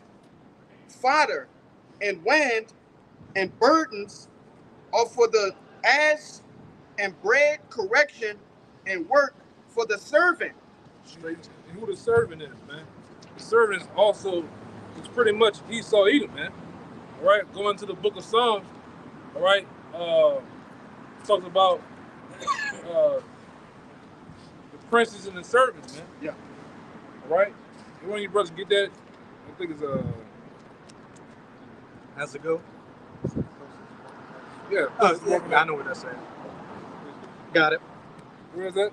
10? Ecclesiastes 10. Yeah. Go ahead. This is Ecclesiastes 10. I'm going to start at verse 6. Folly is set in great dignity, and the rich sit in low place. Verse 7.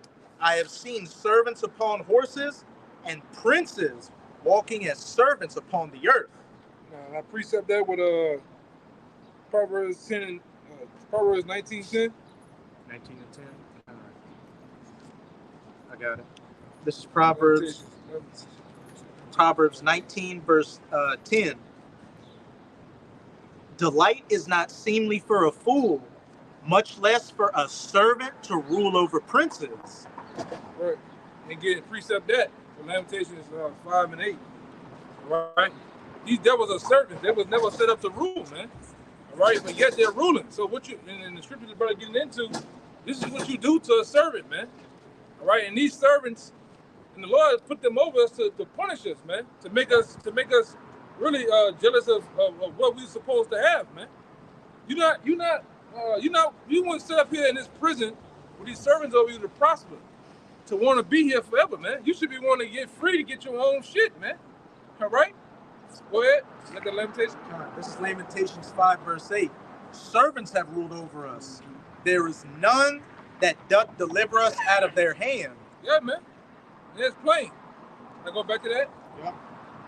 It's back in the book of Sirach, chapter 33, and verse 25, and it reads, "If thou set thy servant to labor, thou shalt find rest. But if thou let him go idle, he shall seek liberty." Yeah, if you let him go idle, he's gonna seek liberty. The same thing happened for these devils when our foreparents ran them up in the Caucasus Mountains. Yeah. All right. The so-called white man has always has done what? Learn to evade the capture. All right, as a fugitive. Right. Since he didn't came out of power from out of the Caucasus Mountains during the Renaissance, all right, which means a rebirth. What they done? They didn't came into power and ruled over us. Because what we should have done with our foreparents is pretty much just got rid of them. But we didn't put them in the mountains. And like I said, to this day, you can look it up. They call the mountains they was hiding in over there in Georgia, Russia. They call them Mount Petra today. But back in the day, they called it what? Anybody know? Mount Seir. You talking about Petra in the land of Seir, like in Edom? Yeah. It's called Petra today, though. The modern day name for the day is Petra. The biblical name is Mount Seir, right? And these devils have set themselves up as the Khazars, man. All right, right along with the American Edomites, which is the biblical name for so-called white people. You're Edomite. You're Esau. Your foreparents Esau. You're Edomite. All right. So right along with you and those gutter rats we call the 1948ers, the so-called Jewish people, all right, that run America. They run America, man. Lock, stock, and barrel. All right. They're the ones you see that's running this corporation called BlackRock, Vanguard, Standard Oil. Every corporation in America is under their banner. All right.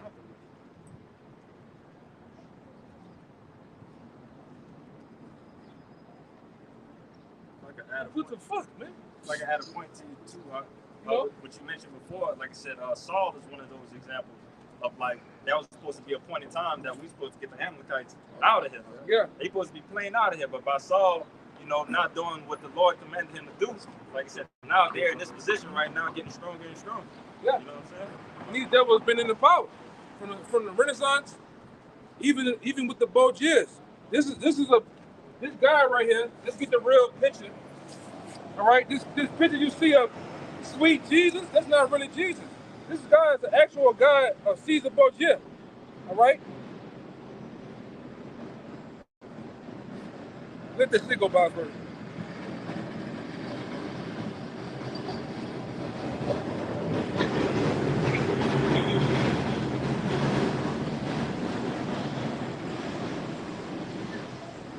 Yeah, it says the Borgias, the rulers, Renaissance conquerors who may have inspired the modern day image of Jesus, which it did. The modern day image of Jesus is the Borgia family, the son, Caesar Borgia. The father was Pope Alexander VI of Rome, which said himself, he thought he was a god. So what he did, he said himself, if I'm God, I need to set my son up as what? Jesus Christ. And from that time period on to this very day, everybody think that the one you call Jesus Christ of the Bible is a so-called white man. Now, one would say, why are you arguing about color? Why? Because color today has to be part in the play for truth's sake, right? Because a bunch of lies have been told, man. A bunch of images of this guy have been put up in every home and throughout America, every home throughout this known world, man. But do the Lord look like that in the Bible? No. And this guy here this guy slept with his sister. He killed his brother. He did all type of shit, man. You know? Yeah, he was a wild boy, man. But yet, everybody in America loves him. When you have a guy sit down at night, over his feet, he go to pray, this guy pops up. In that little bubble. You know that cartoon bubble? The 3 dots and the bigger bubble? This guy pops up in everybody's head, man. Meanwhile, the Lord of the Bible doesn't look like that, like I said. Like, give me that information. God, this is on the Khazars, which your brother was talking about. Show the book and the author. Like I say, we get deep into things, man. Okay? And these devils, all right, starting with these elite bankers, they know this, man. They know that their heritage and that the so-called white people, and I'm gonna say this too, it's not about color. This is not about color too, because you got Israelites. Can I get a picture of you or a video of you? You got Israelites that look like this dude, man. All right? Not saying he is an Israelite, but you have Israelites that look like him. Because we have a thing called a confusion of face. Now, the only thing that we can identify today of what an Israelite is, what? It's based on the spirit. And the spirit is basically filtered through this, man. This determines whether what a guy is or not, man. This Bible. All right? And what he kind of, his spirit jumps into. Okay? So it's not all about color. Okay, go ahead, brother. Just so y'all can get an image of this. And page what? Name out the page. Page 10 You to can't 11. get that book. That book was once $20. I seen that book get up to $9,000 to $1,000 at one time. Yeah. Why they hiding this book for $1,000? Because it tells the truth. And over my years in the truth, I've seen countless number of times of some of the books I got. At one time they was $20, $10. Now they $3,000, $9,000. They don't want you to have it. They don't want you to have it, man. I bought that book at $20. When I went back to give it to another brother that was in GMS Chicago, it was $200-something. Yeah, and they purposely, you can't get that, man. It's probably around the time I got this too. It was on Amazon for like $20. It's like, oh yeah, you better get on it. Yeah. If you can find this book, look, now $165. Now it's $165. I seen it when it was $900. I got one for 19. I got one for 16. What is the paper or the hard? It's a paperback. Yeah, you better order it. You better order it right now. You better order it right now, man.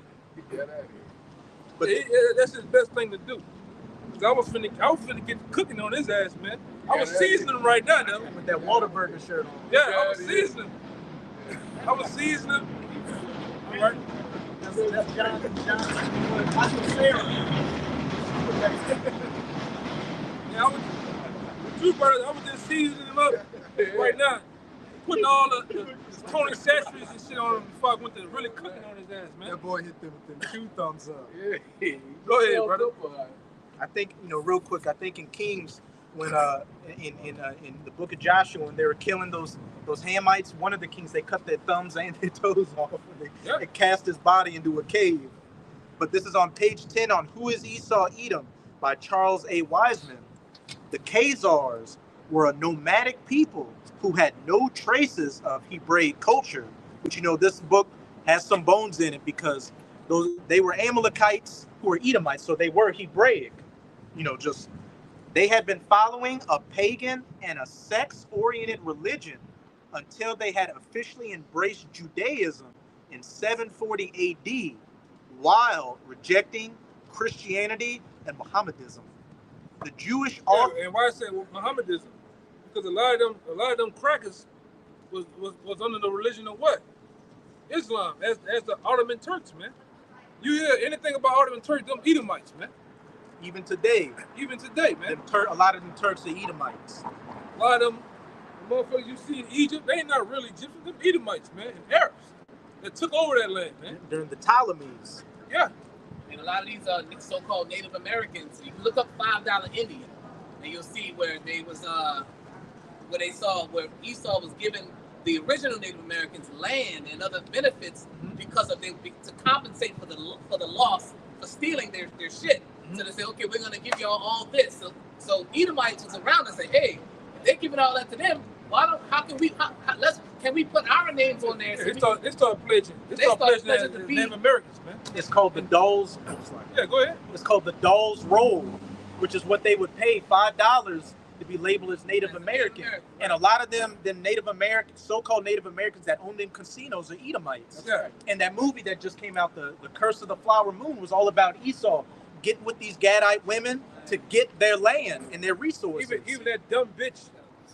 Even that dumb bitch over there in Hawaii, all right? The one that lady, because really it was a woman that got the inheritance of Hawaii, but guess what? Esau came up in there, popped her, and took every goddamn thing from her, man. Yeah.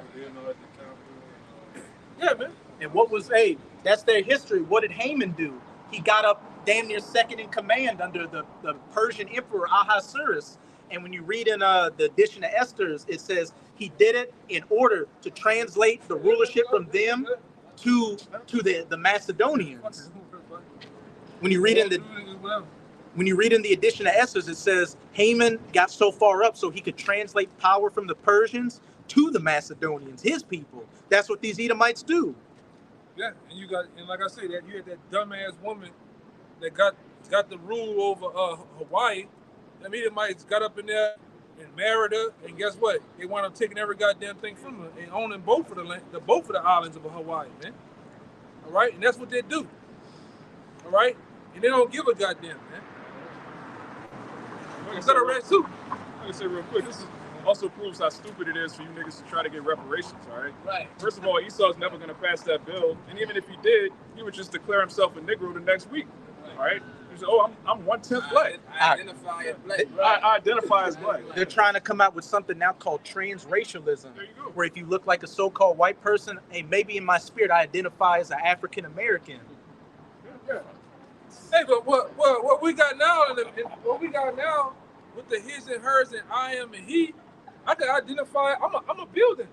I'm a car. I'm a camera today. According to America. I feel like a bike. But you can't identify as an Israelite. No, you can't do that. No. Huh? It's all because of the LGBTQ. That was the groundwork. Yeah. Yeah, man. And like I said, that's what happens when you deal with the devil. You have all type of acronyms and newspeak, and you can be whatever you want to be here, man. All right. Meanwhile, this devil is still doing what he's doing. He's taking over. He have taken over the goddamn world, man. All right. Did that dude say anything on the comment board? He said anything back? I put the stuff on there for him, but go ahead, brother. No. The Jew, and little background. The reason those Khazars converted to Judaism is because you had there was a lot of friction in that land along the Silk Road between the Christians and the Muslims, and they didn't want to play one. They wanted to be neutral. So we're Jews. We're not Christian. We're not Muslim. So what? They could take control of the Silk Road routes. Hey, but did y'all brothers? I put it in the thing. Did y'all see? Well, a son. That boy said. You seen what he said, huh? Mm-hmm. That boy said, man, them gutter rats, y'all set that whole play up of the Holocaust to put yourselves up as the real people of the land, man. Who said that? The president of Syria. The president of Syria. They've been trying to kill him for years, man. Right? We've been a guard unto him. Russia. That's right. Yeah. And everybody been knowing, man. But it seems so crazy. Everybody been knowing who we are, but now that we shine the light on these devils and put I'm talking about to shine a big LED light on him. That's a Edomite. That's a this. That's a that. Everybody want to turn the blind eye, man. But go ahead. God. The Jewish author and historian Arthur Koestler also concludes that the majority of East European Jews, and hence the world of Jewry, is of Khazar and not of, I'm going to say the right word, Shemitic origin, which, they are Shemitic. In the beginning of his book, he states, the large majority of surviving Jews in the world is of Eastern European and thus perhaps mainly of Khazar origin. Here it is. If so, this would mean that their ancestors came not from the Jordan, but from the Volga, not from Canaan, but from the Caucasus. Yeah, and they know this, man. And these their own people. These their own scholars, their own people that put this book together. And like I said, what the scriptures say, the tongues should fall upon themselves, man. And with this book, it definitely have. It has fallen upon them so much to where it exposes them, man. Right along with the prophets, man. Go ahead. On the next page, there is an abundance of ancient place names in the Ukraine and Poland, which, why do you think America's going so hard for Ukraine? Because that's filled up with fucking Amalekites, which derive from Khazar or Ziv. As the Khazars left their homeland of Khazaria and migrated north and west, they lost their name and became known as Jews. Their Yiddish language and alphabet is not. And this is why we come up here time and time again and tell you blockhead niggas. You talk about, you come up to someone, you sure The Israelites. Yah, Yahweh, the Ruach, all that stupid shit. Man, that's not the real language, man. All right, that's Yiddish. And this brother finna go into what the Yiddish is. Go ahead. As the Khazars left their homeland of Khazaria Yep. and migrated north and west, they lost their name and became known as Jews. Their Yiddish language and alphabet is not that of the Israelites. It's what? Is not that of the Israelites. It's what? One more time, brother. Their Yiddish language and alphabet is not that of the Israelites. Go ahead. But an amalgamation of Aramaic, A mixture, amalgamation. Go ahead. medieval German, Medieval German. Slovak, Yes. and Russian dialects. Come on, man. So why is you talking about Yahweh and Yeshua and all these other characters, man? That's not even the name of the Lord. And like I said, these devils know that. Israel. It gets More juicy. more Amy. This magazine isn't getting empty. Historian H.G. Wells, which wrote that book War of the World. If that's the same guy, if you heard of that movie War of the Worlds, that's based off the book written by H.G. Wells. Historian H.G. Wells states the Idumeans, Edomites, were made Jews, and a Turkish people, Khazars, were mainly Jews in South Russia. The main part of Jewry was never in Judea and had never come out of Judea. According to the Jewish Encyclopedia, where we get what? Arsarith from, the original stock of the Khazars came from the land of Edom. Hassadi ibn Sheprud, who was a foreign minister to Abd al-Rahman, Sultan of Cordova, in his letter to King Joseph of the Khazars about 960, speaks of the tradition according to which the Khazars once dwelt near the Seir Mountains. Yeah. And then notice, somebody get a picture of Mount Petra. I got 2 degrees to back that up too. And that's why these devils, if you can get it, that's why these devils have the architecture that looks like that. Right? The architecture that looks like this big white building, but the brother can't see it right now. It's a big white hotel right here. Big brown, those white pillars up there. That's why you see the pillars. The emblems. Yeah, that's why you see the pillars. The eagle. Yeah. The carvings and the architecture. Yeah, the Washington Monument, all of them have pillars because it reminds them of what? Mount Petra, man. Now that dwelleth in the clefts of the rocks, as it says in Obadiah. And I did some studies a while back. I think those pillars you see on these plantation homes, all that shit go back to Petra. It's a thing of what's going on. That's it right here.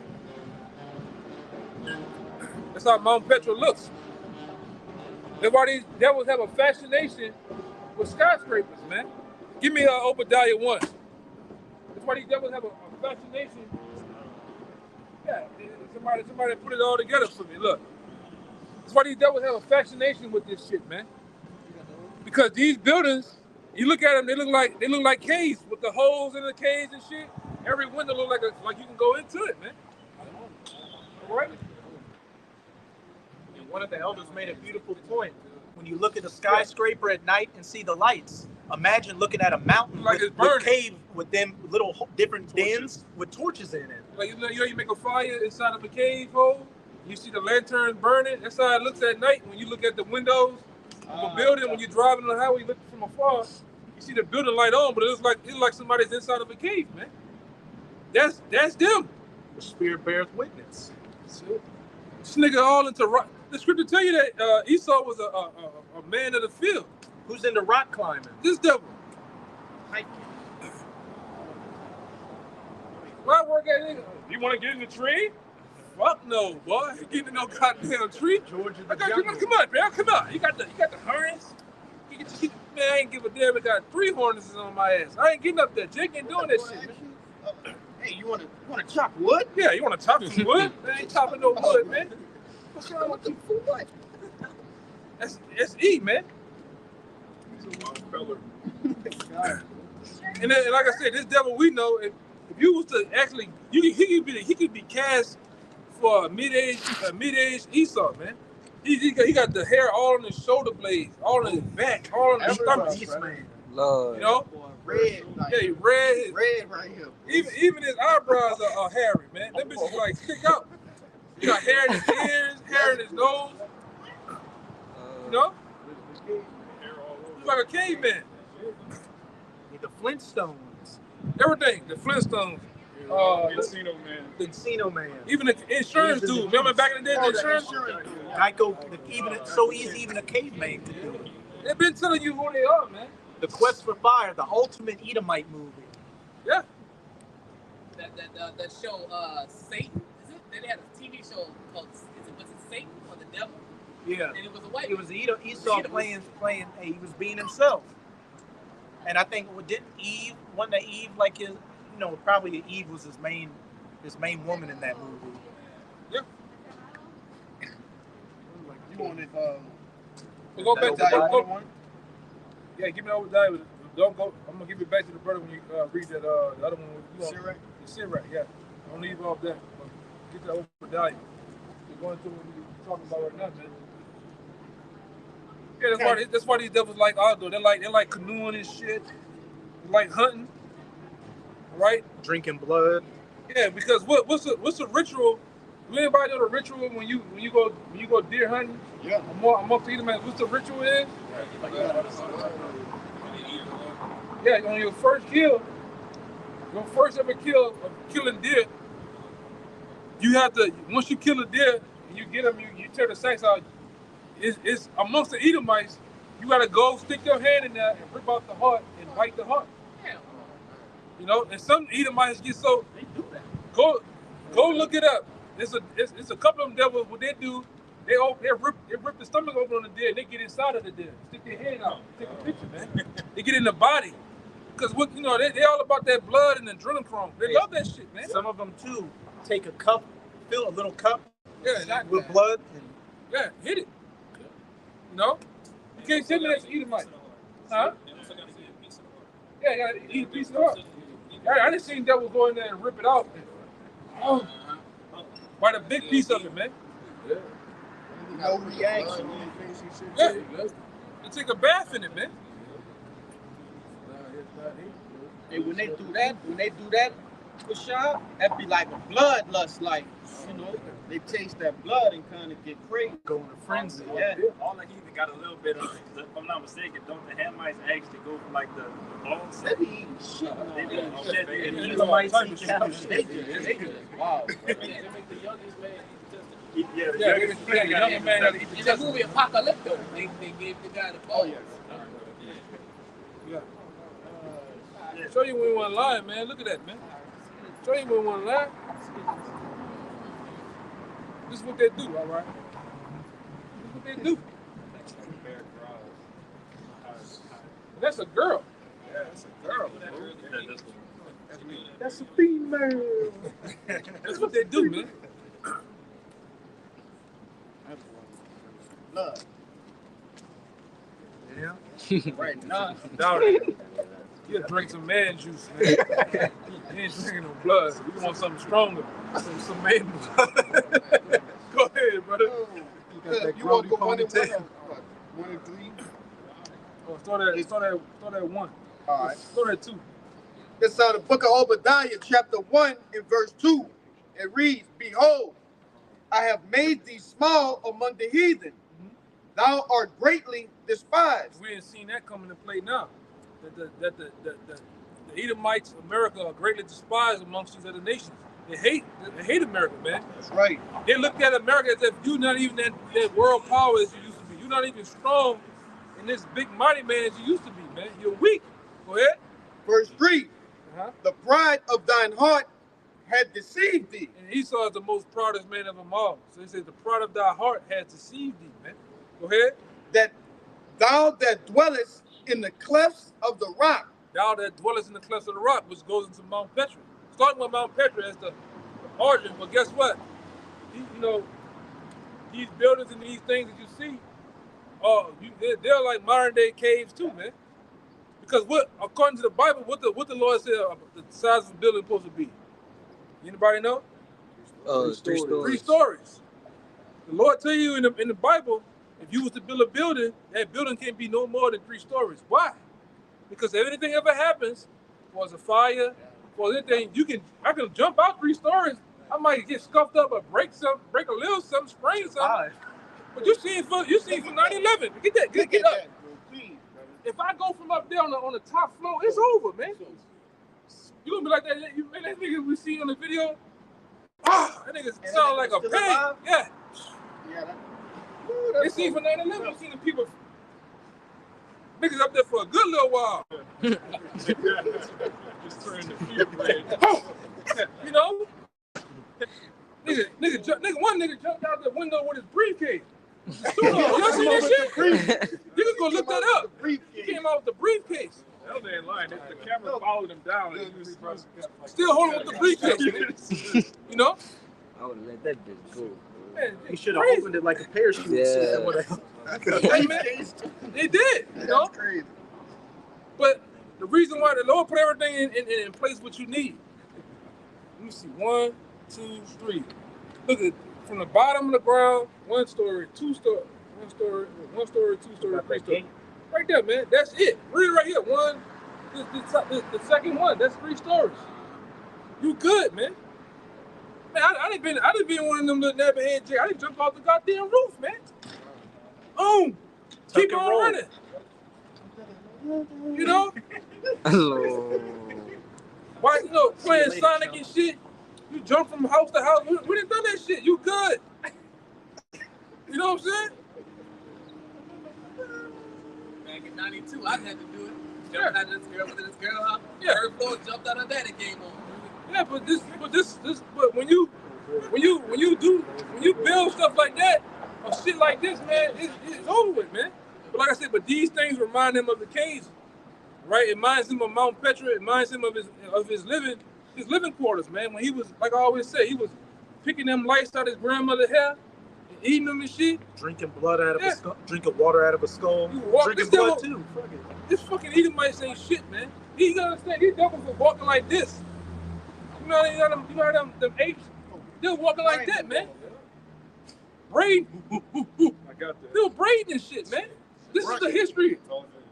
They showed you their true estate in Planet of the Apes, the original ones, because they were running around. They couldn't speak. They were hairy, had loincloths on. That's why every time, you notice in most, starting with the Native Americans, how the fuck you don't know to wash your ass, man? They had to show them how to wash their ass, how to survive the winter. Yeah, because your ass was up in the mountains, you were just living like a goddamn beast. All right, you just wilding out up there in them caves, man. Remember that other little one day me was chilling. I showed you that thing. Yeah. You was doing that, E? Yeah, bro. You was doing that. You might have had the paint on your shit. Up in there, echoing and shit. This is devil, man. They still do that. Don't need to make duck calls. Yeah. Yeah, these devils put on a ghillie suit, man. They know how to be animals, man. You know what I'm saying? They are animals. You look like a caveman. I recently had to work around what that was, Tulane was working around. Mm-hmm. You know, and that's they raw as a state. You know, in that college, teenage. Yeah. Man, those rooms. One of them boys opened the door. You could just smell the body odor coming out there. Yeah. You know, they leave their shoes outside. You know, That's you, man. Like I said, stop hiding. Everybody knows from a natural fact. When I was a little boy, from a little boy, white people smell like fucking dogs and beasts when it rain, man. You go over to their house, it's just strands of hair all in the toilet. Not in the toilet, but in the tub. They shit like animals, man. You got lice. They don't flush the You the toilet only when they nation piss that got lice. Jake don't get no lice because we got oils in our skin and our hair. You get lice like an animal. You got ticks and shit. That's ticks, you know what I'm saying? yeah, for real. You the goat and we the sheep, man. You look like you got the same hair ticks as the sheep. You got the ticks with the goat, my bad, the goat. You know? That's you, he. That's a goat. Yeah, that's a goat, man. The real Billy Goat got that kind of beard. That little. It reads. I'm gonna start at the top again for 3. Obadiah 1 and 3, the pride of thine heart had deceived thee, thou that dwellest in the clefts of the rock, Brand cracker right here. whose habitation is high. Black on the outside, but white on the inside, man. Look, you can't tell this nigga shit, man. That said in his heart, who shall bring me down to the ground? You gotta stop playing. Fucking coon, man. Go ahead. He turbo coon. Turbo coon. Fucking coon, man. Verse 4. Then your long lip ass gonna come off and playing. Stupid ass niggas, man. I can't wait till the Lord get rid of you fucking coons, man. That's right. And nobody even about to fuck with him. He get the fuck up the block, man. Put that goddamn Stacey Adams on your ass, man. You can't stand these niggas, man. Coon. He had to do something to show, and she got the Baphomet on her shirt. Like coon, man. Yeah, get the fuck out of here, man. Looking like Willy Wonka. Nigga walked up. She had the Baphomet on her shirt. Yeah, that probably works. Coon.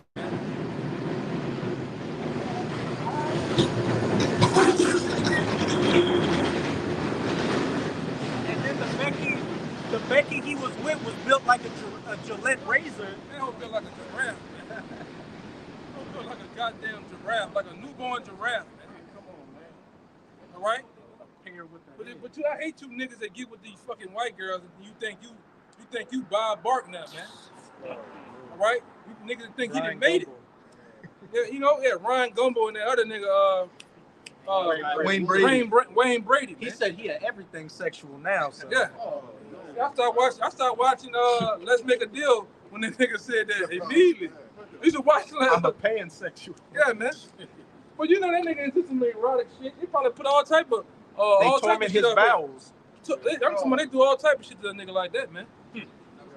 He can't go back from what they do to him. Go ahead. Verse 4, it reads, though thou exalt thyself as the eagle, and thou... Which we see, eagle is the main staple. Rich, that eagle is really not an eagle.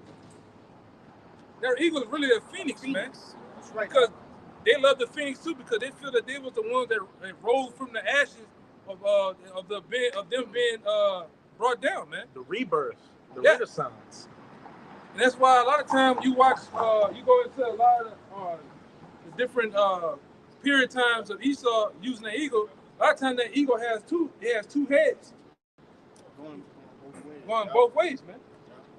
All right, I think that other guy, remember I showed y'all, I think Caesar, Alexander the Great, when he was born, Almond Norman happened. Yeah, that was it. Almond Norman happened even with him.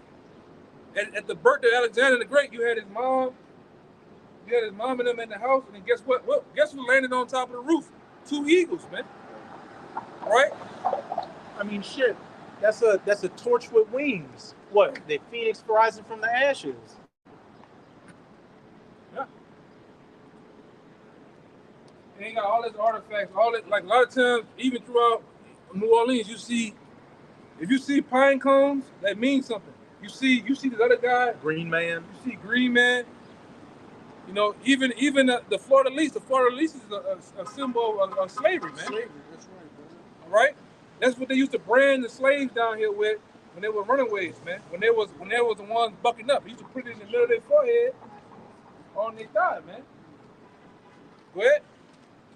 Verse 4, in the middle of it, it reads, and though thou, I'm going to just start over.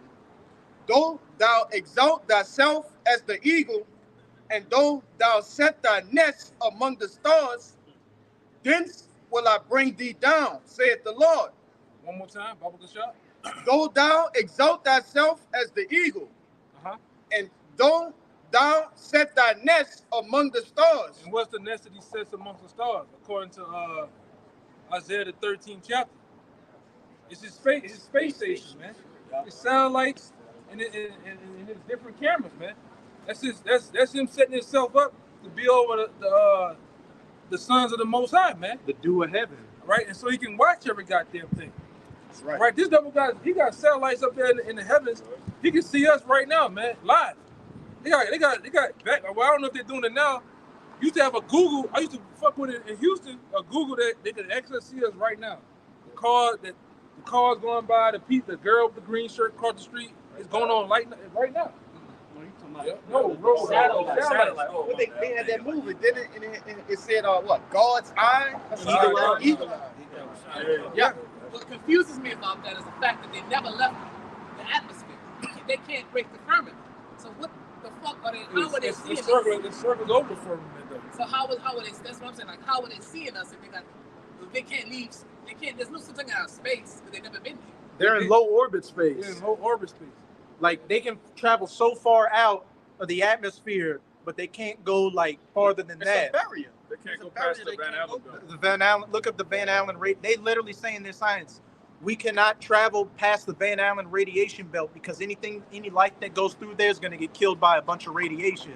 Yeah. But yes, they walked on the moon. Yeah. In a Michelin Man suit. Yeah. Doing this slow motion. This man's a liar. Motherfucker had a furrow suit on. Was walking. Right. Meanwhile, that shit was done in.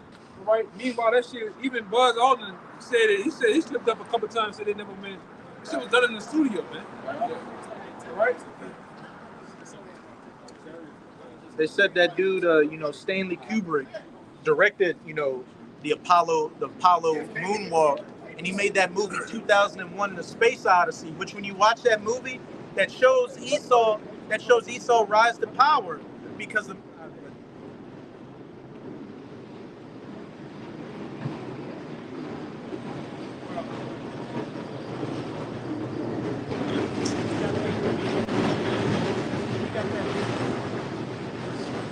Watch that movie 2001: A Space Odyssey.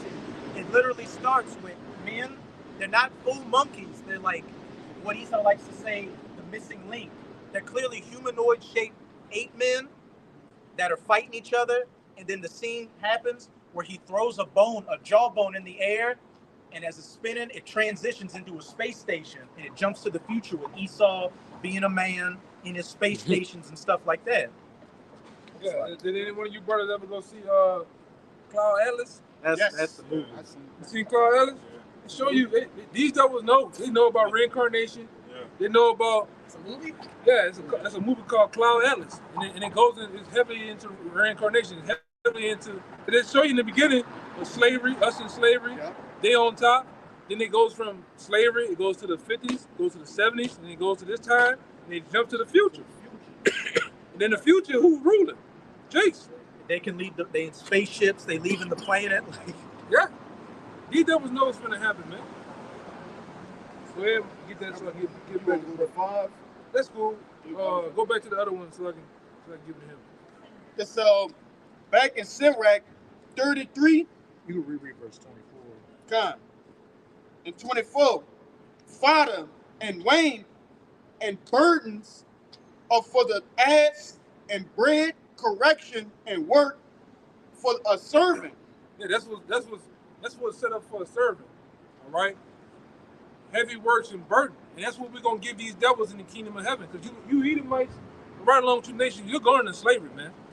All right. Slavery is perpetual. I'm talking about. It's definitely it's called for, man. It's imminent, especially when you've done it to the children of the Most High, the apple of the Most High's eye. All right, what happened unto us is going to happen unto you. Every child, man, all right, and woman, man. It happened unto us. Okay, and a lot of these devils are coming back. All right, as newborns to receive their judgment. Then they're gonna come back and they wake up again. Chains on their ass, man. Baby chains. Baby chains going on your ass. Straight out the womb. When you pop out, chains on that damn devil. Hold on, wait. What's going on? Nah, motherfucker. Remember what you did? Either that or that Psalms 139 treatment. Yeah. Dash against the stones. I'm gonna get some work off him though first. I'm gonna get some work off his red ass, man. You gotta go into slavery, man. You know? And everything's gonna be according to the Bible. All right? No buck breaking, no adultery. Yeah. We're gonna put you on breeding farms, man. That's right. All right? When you have that baby, we ain't gonna have you laying on your back. That brings all the pain, and because you gonna still get those birth pains, all right? You gonna still get them birth pains, and howling, ripping. All right. A lot of them gonna get that treatment how they did Gad, man. Yeah, we're gonna do how you supposed to. You really supposed to. A woman supposed to sit Squat. in squatting position. You used to have back in the day. You used to have chairs, stools, small stools with holes in them. The baby can go straight down. Man, it's more of a better process. But that's the devil, though. Yeah. Just because I'ma just make it fucking stupid. Yeah. But you devils ain't gonna have. I'm talking about not a second in the kingdom gonna be comfortable to you, though, man. All right. Go ahead. Verse 25. If thou set thy servant to labor, thou shalt find him rest. Yep. But if thou let him go idle, And that's what happened to our foreparents. They let them go idols in them goddamn mountains. Them niggas on the walls.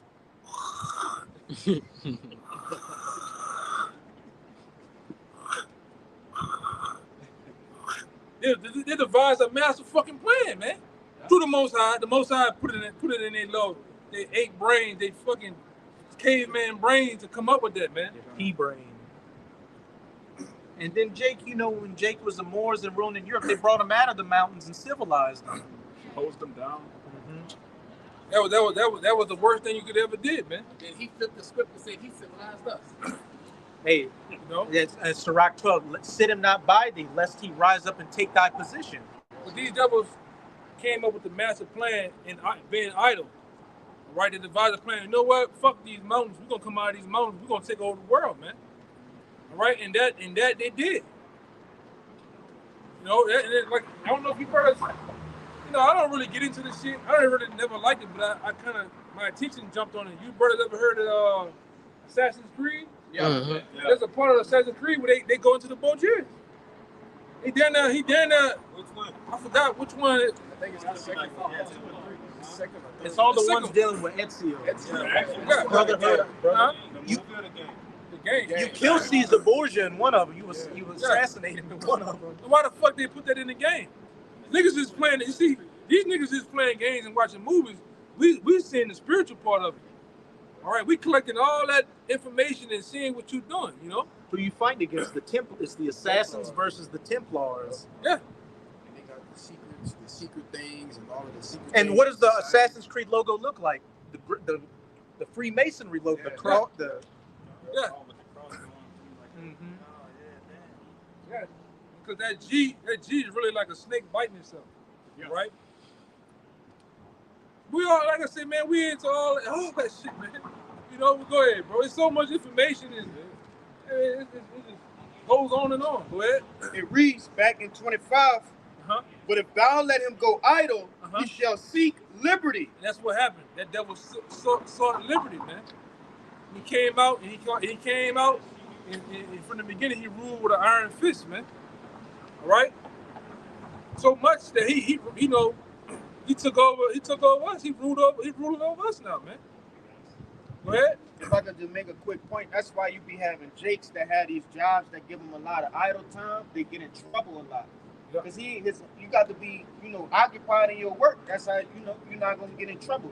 Obviously, I'm talking about, you know, Jakes of the world. All right, but this even this work, you gotta. The scripture tell you about. The scripture talks about.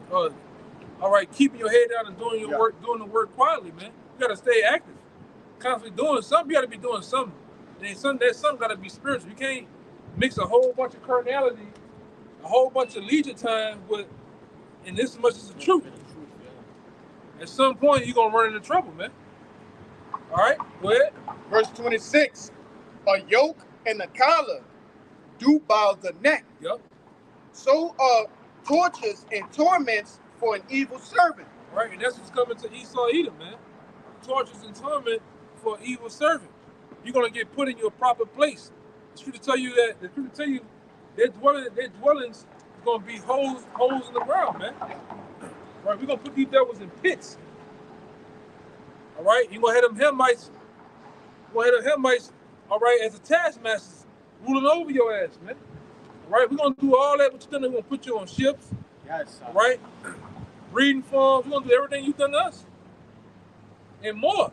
That's right. And more, man, because the Lord gonna have us probably being, superior minor masters over you, man. Meditating terrors. You know? Go ahead. Verse 27. Send him to labor, that he be not idle. Yup. For idleness teacheth much evil. That's what happened. We gonna send this devil to a full time of work. Yeah. The only time he gonna have rest is on the Shabbat, man. Like I always go to, but when that Shabbat over with, boy, when that sun or whatever go that way, they go down, we gonna be like this, boy. Back on your ass, man. Get that siren go. They're gonna feel like 10 minutes. Yeah. And they gonna be, oh fuck, it's back on. You know? But you ain't gonna have no rest though, man. Go ahead. Verse 28. Send him to work as is fit for him. It is definitely fit for you devils to be at work. Because you're gonna build a kingdom of heaven. You're gonna clean the world up, man. We got so many goddamn, you ever counted the amount of oil rigs out there in the Gulf? No. Around the world? It's just countless number of them. They're dumping all type of chemicals in the water, killing dolphins, whales. It's plastics. You got fishes and turtles that can't even fucking swim because you got trash around their goddamn neck, around them. They're teaching themselves. Yeah. The fucking the oxygen in the water is all threw off from you damn devils, man. And then you go over to California, y'all seen the belt of the bracket water. It's like the salt water and the natural water together, but they got trash in the middle of the shit, man. Cups, bowls, all type of shit, man. That's what happens when you got a fucking child over you, man. A damn devil. Right? Meanwhile, all the water in the city's being filtered through that same water. With the dead bodies, the fishes, all right, all this dead shit, chemicals, it's going to the water. You gotta die someday. They turn on the water. I didn't come here to live forever. Man, look, go smoke some dope, man. Don't fucking with me. When your one dread come out the top of your cap, brother, you done. Nobody believes no nigga that wears a tie-dye shirt. At all.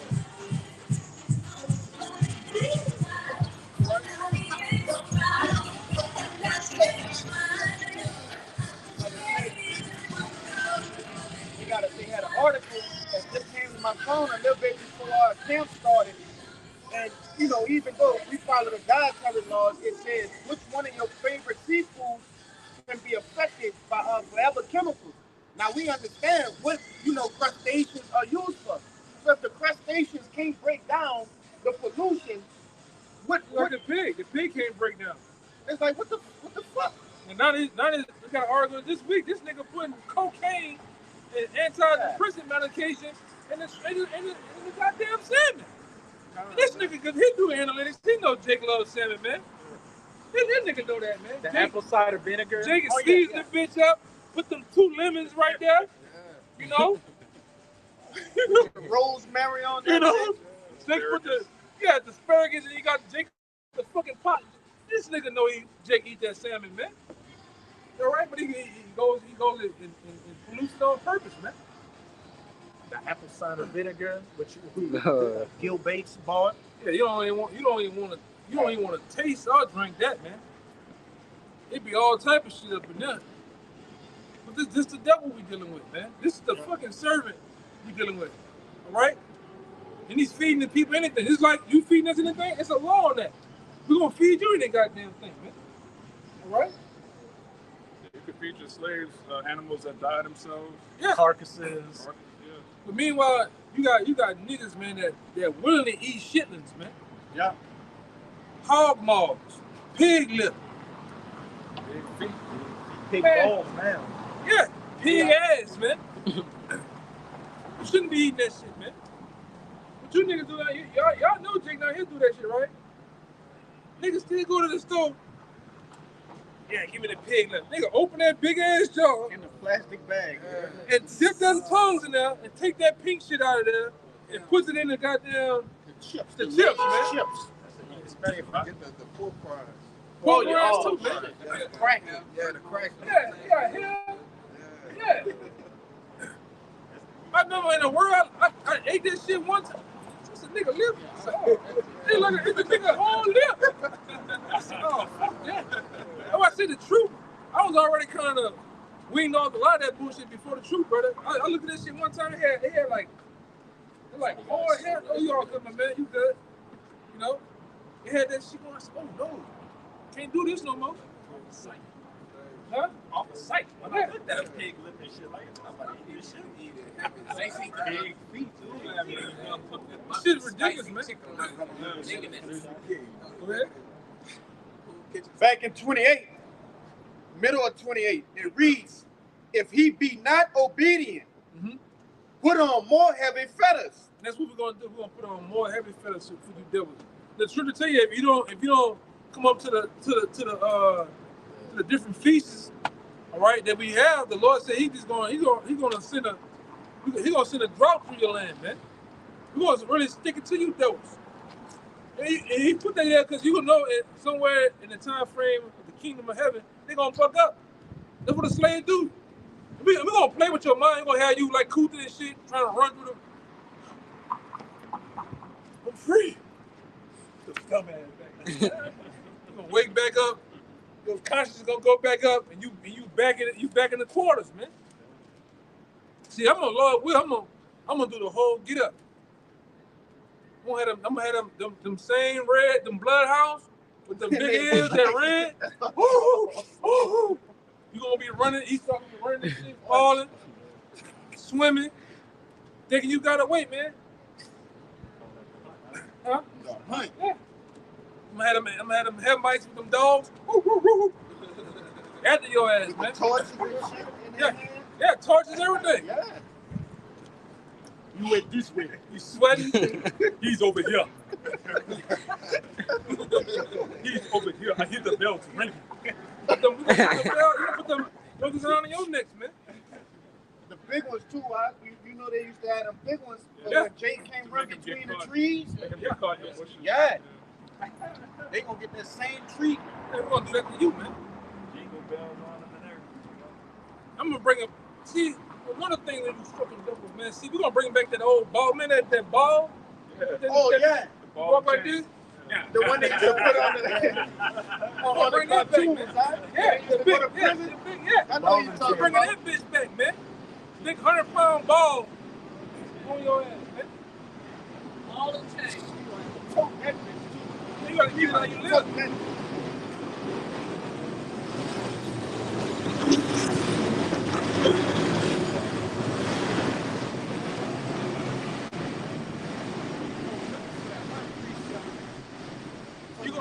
You gonna till the land. You gonna do things. This is how people did, man. Pick cotton. Cause it's a hard thing. You know, pick cotton ain't no easy shit.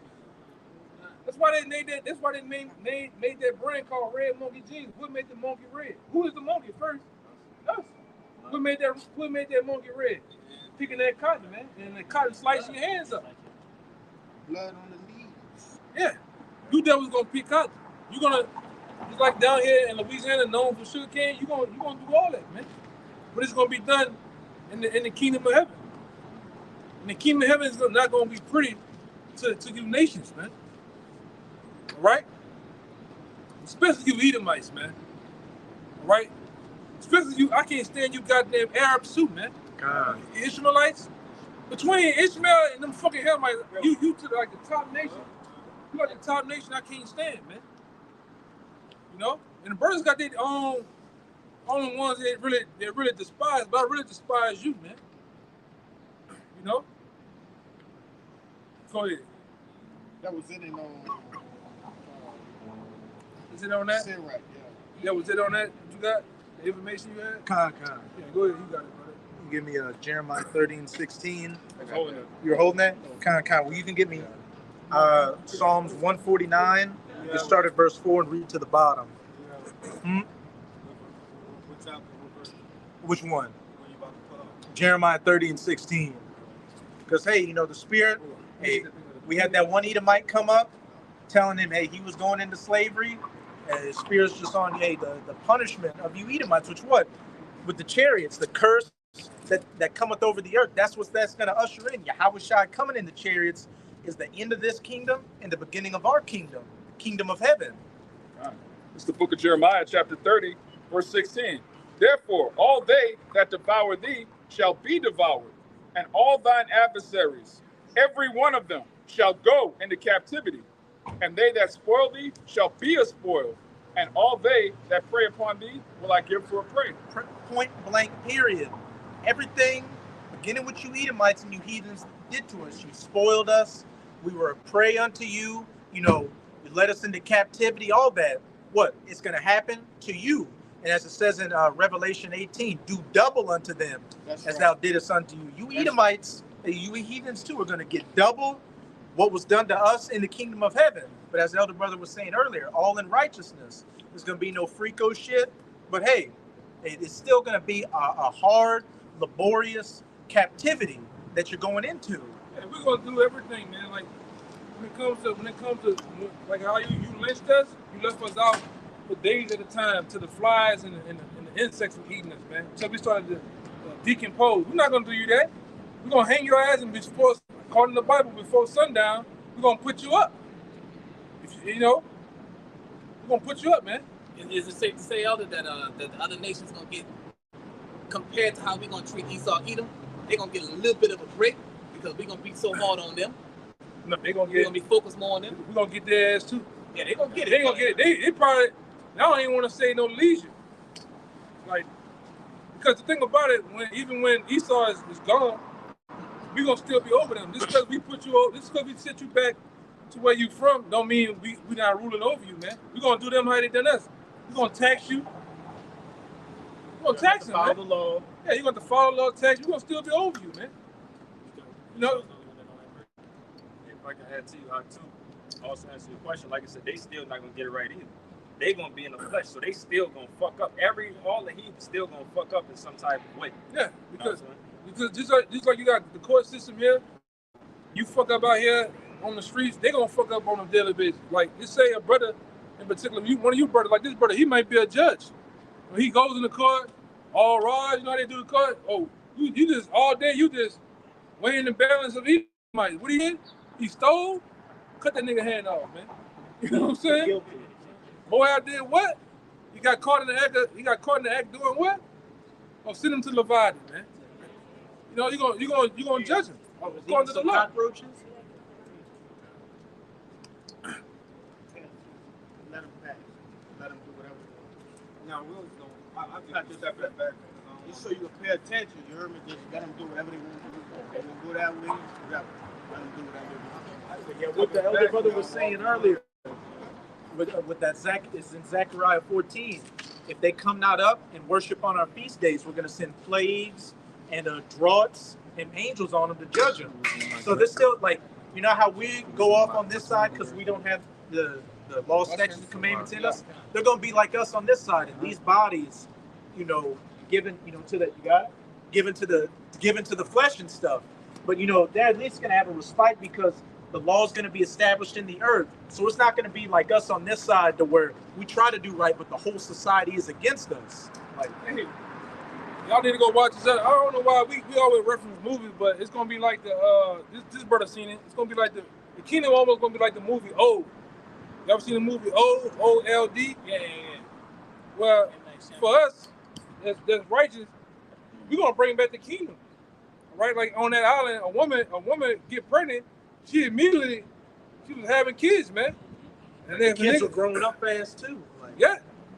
And like I say, that's how it's gonna be like that island almost, man. All of the different things, the fruits and everything. It was some of them it nourished them. Some of them it wasn't good for them, man. Their age. It enhanced their age. Yes. Some of it age enhanced. It was dying quick. One woman, her bones. Yeah, she had like osteoporosis. So on that island, her bones locked up, and she was like deformed. Yeah, it's like kill me. That was a bug down. Yeah, you got to get through all the other the funny stuff that was going on, but other than that, it was kind of more or less spiritual, man. Unto us, it's going the kingdom, everything, the earth itself is going to yield back what it used to yield. Like we always go to a grape was the size of one of them tires, man, in the round like a basketball. It took what 4 to 8 men to carry that cluster of grapes on a pole, man. All right, and his brother here, I think this brother here had a video of an Edomite. He followed the Sabbath, the land Sabbath how it's supposed to, and lemons was growing on his farm this big, man. He was A tied lemon. to his local. He was giving a third of it to his local church as a tithe. Like you were saying, they were the size of grapefruits. Yeah, man, or bigger. A lemon. So what's gonna happen when the people of the earth, when the righteous of the earth back ruling? We're back in our land, the land, the real land of milk and honey with the actual people in it. Everything's gonna go back to being a paradise again, man. Refreshed. The water's gonna be fresh. Yeah. Nobody gonna be flying. What's the need for chemtrails, man? What's the need for that shit, man? If I can say real quick, that's what the article I posted in with what they said the bell peppers, certain fruits got all these toxins in it, about everything that they put in it. Like I said, that's completely unneeded because it's a natural source coming up. But by them putting all these chemicals in it, now they're saying that bell peppers, blueberries, watermelon has a hint of chemicals in there that could possibly lead to cancer and could kill you at the end of the day, which is complete bugging. You gotta go. Man, you down there need, and brothers can go look it up. They got a machine out there that you can buy for almost little nothing. What it does is you got H2O in the air. This goes into H2O3, and it pulls all the stuff out the air, and it basically alkalines the water. Like you can put your fruit in there. What up, man? You can put your fruit and your vegetables in there, and guess what? And some guys I didn't see over the past years since I've been in the truth, they'll put their fruit in there, and guess what comes out of the fruit? Because the fruit are more like they're like sponges. All those different pesticides and shit, it absorbs in the food. But what this machine does, it pulls it out and it sits on top of the water. Dude took a straw and he rolled all this white film up in the straw and put it on, and it lit on fire, man. But that was in the fruit though. No, but this is what happens. You got the devil ruling, man. There's a black man that invented a machine that filtrates water and makes it pure. And Esau went overnight, during the night, the cover of night, and he broke the machine. He was providing free water to everybody who wanted to walk up and get some. And he lucky and catch a bullet. I'm about to say he got away, on the Easy. good end. Had a guy in when I was in Houston, had a guy in Sugar Land, Texas, that set up a mechanism in these cars to make your car run off water. And he caught a bullet in the head in the driveway. All right, and it's been more than one guy that come up with setting up the cars that run off water. They don't end so well for them. They get a hole put in the head like a dolphin, man. And Esau don't give a damn. Because you went into it, Esau to set up this patent system as a way to snatch inventions, man. Yeah. All right? Real quick, Jack Daniels, that shit was stolen. Jay came up with that. Black man today. Taught him right? The different recipes for KFC. Ain't no fucking white Edomite with an all-white suit on and a black tie come up with a fucking season. Like I say, KFC, the black woman, her name was Miss Childress. That's who he got. He stole it. He stole the recipe for KFC from a black woman named Miss Childress. Yeah. And he never gave her family any compensation from no. I mean Popeyes too. Popeyes, the recipe for Popeyes got from a Jake, but they never gave the family any recognition or anything. Yeah, it's a goddamn devil, man. Ain't no fucking way. Some white hair, white suit wearing ass, black tie wearing tight white pants, tight ass white pants. Don't even season their food. Yeah, and making goddamn potato wedges as big as your goddamn thumb. Ain't no goddamn way. Wasn't even a kernel. He lied about that too. Yeah, yeah. This bullshit. These niggas steals everything. Everything you see, the stoplight, the radiator, the air conditioner, the heart machine, internet. The internet came from Jake's, man. This nigga haven't got nothing. But I'm gonna say this too though. It's a website called ATTC. It's a dis-ease website with all the different dis-eases of the world on there. You go on there, you look at the founders and the patent holders. For that, guess who owns the patent to the small head virus? America. The Rothschilds. No, they got the package on there. The Rothschild Foundation. All right? But nobody. On the medical industry. He owns it, man. If he owns that, you don't think he owns that facility in Atlanta? The C to the B to Come on, man. These niggas the ones dishing out the shit to people, man. Nah, all them small head babies should be grown. You don't see not one of them niggas, man. All them Ebola black ass Africans, I ain't seen a nigga with Ebola yet. Come on, brother. It's all bullshit. Niggas just rotting away in the bedside. The baby's head this small. Yeah. This nigga just got a baby. This nigga baby head about the size of this, man. Watch this stupid motherfucker. He coming up wild as fuck. We got a precept to back you up. Yeah, go ahead. It's now the book of Job, chapter 13 and 4, and it reads, "For ye are forgers of lies. Ye are all physicians of no value." Yeah, go ahead. Hey, basically just backing up what the elder said, man. All right? Hey, all of this shit is a bunch of a web of lies, man. It's a racket. You know? Court is a racket. War is a racket. All this is a racket, man. And these people out here, these Americans, they feed into the racket, the drama, the bullshit. You notice in the last 15 to 20 years, all of a sudden this new thing called gossip came about in the internet. It's to stay in everybody's business. Meanwhile, Jay-Z's on a yacht eating a jelly, a peanut butter jelly sandwich. Okay, he dicking his nose. He shaved. It's all a big thing. With that one punk, Perez Hilton. He was one that started that shit, man. Reality TV was started by who? The guy they used was Flavor Flav, man. They wasn't doing that shit. Remember the Flavor Flav show? Cause all you black motherfuckers hooked onto that shit, man. With a nigga with a clock, a black ass nigga with a clock, man. Gremlin looking nigga. Yeah. Flavor Flav. Nigga like he died last week. You follow that shit, you stuck to it, and you got hooked on that bullshit. Now they got cause when we was coming up, it was just MTV, and it was what it was called? Real World. The most thing that ever happened on is a nigga was on Real World, slapped the girl in the car. That was it. You had Jerry Springer. But now look at social media and TV now, man. It is full of adultery. Degenerates. Huh? Just degenerates, man. Everything's scripted and niggas believe that, man. Big Brother didn't turn into some big shit. Survivors turn into some big shit. You got people into that shit, man. Naked and alive, man. Naked and afraid. Naked and afraid. That's Esau shit, man. Come on, man. It's like I said, America is a consumer of lies and bull. Everybody just sit here.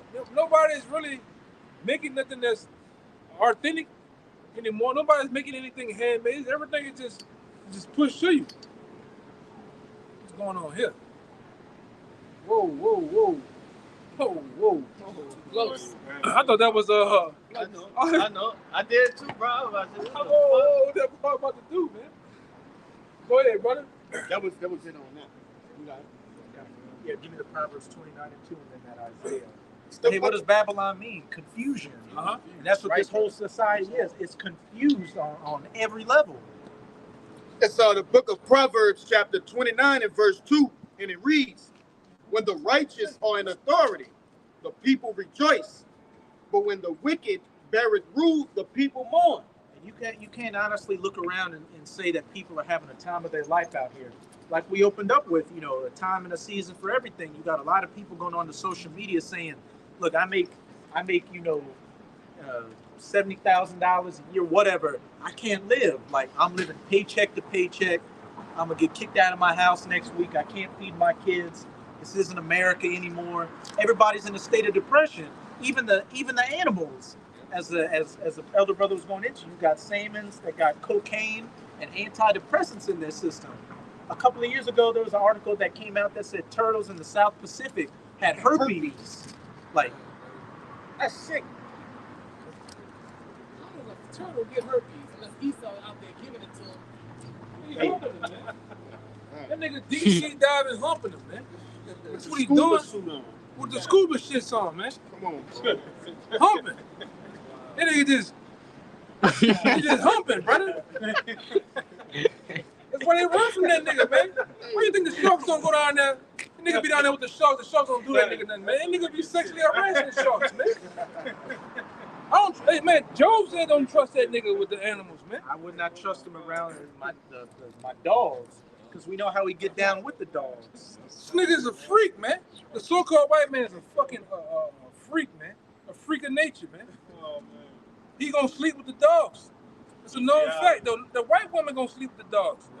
It's known facts of you white women out here putting that peanut butter, putting that tuna fish on that monkey, man. You let them animals come through. You wonder why that big ass Great Dane? He just happy to be around this bitch. He just Big ass Great Dane. fucking. I'm like a little bit too close to your The dog, dog's man. always trying to smell everybody's crotch. Yeah, Hey, he's fucking around, man. At one dude, we did a job over there on, with Yeah. a big ass mastiff. Yeah. He had some sort of eye lice. He telling me how he got it. He's like, oh yeah, I let my dog I kisses my dog. I'm like, oh, Yeah, man. Man got eye lice. the lights transferred from the dog eye to his eye. Nah, you So messing how close around, you my man. is to the dog? You messing around, my man. You on some R. Kelly shit. Yeah, You on some Diddy shit. You got dog, dog man. crabs. Yeah, You know, these niggas is dog freaks, crap. man. But this is what you get when the wicked bears rule. The people mourning. that's right. Why do you think that with each passing year, suicide rates go up, drug addiction, alcohol, like everybody just ready to go. They just don't know how to, but the Most High going to give them a helping hand very soon. Oh, yeah. But like it also said, when the righteous are in authority, the people rejoice because what? We're going to govern this earth after the laws, statutes, and commandments. And what did it say back in that Isaiah 24? The people languisheth because they have broken the everlasting covenant, transgressed the laws, and, just gone completely against the law. And this world is in the state that it's in right now. But we're coming to that time where there's about... You know, another thing, it's a massive, here in America, they put the woman on a high pedestal, but it's massive amounts of single women, man. Yeah. From all nations. All right? There's not a man that want to scratch that itch. All right? Hey, yeah, you got men leaving America to find women, but you don't have men coming to America to find women. Yeah. Ain't nobody flying from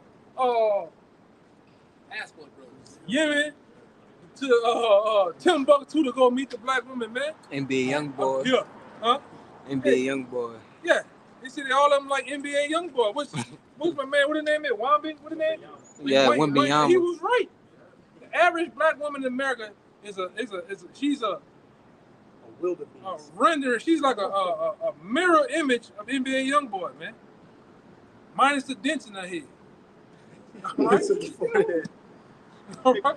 Go ahead. If I can say, the Lord's so cold, brother, because he did what? He put out there, this OnlyFans shit, these different Lord.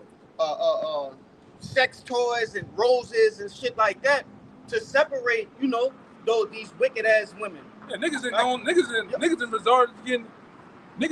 resorting to getting fucking robots now. I was outside cleaning the house one day. The dude down the street, I seen him get a big ass box off the truck. Boy, that nigga had me wondering. A human size. Yeah, I said, yeah, man, something ain't right about that shit, man. There ain't no dresser. He peeked out the door. But you never know though, There ain't no dresser.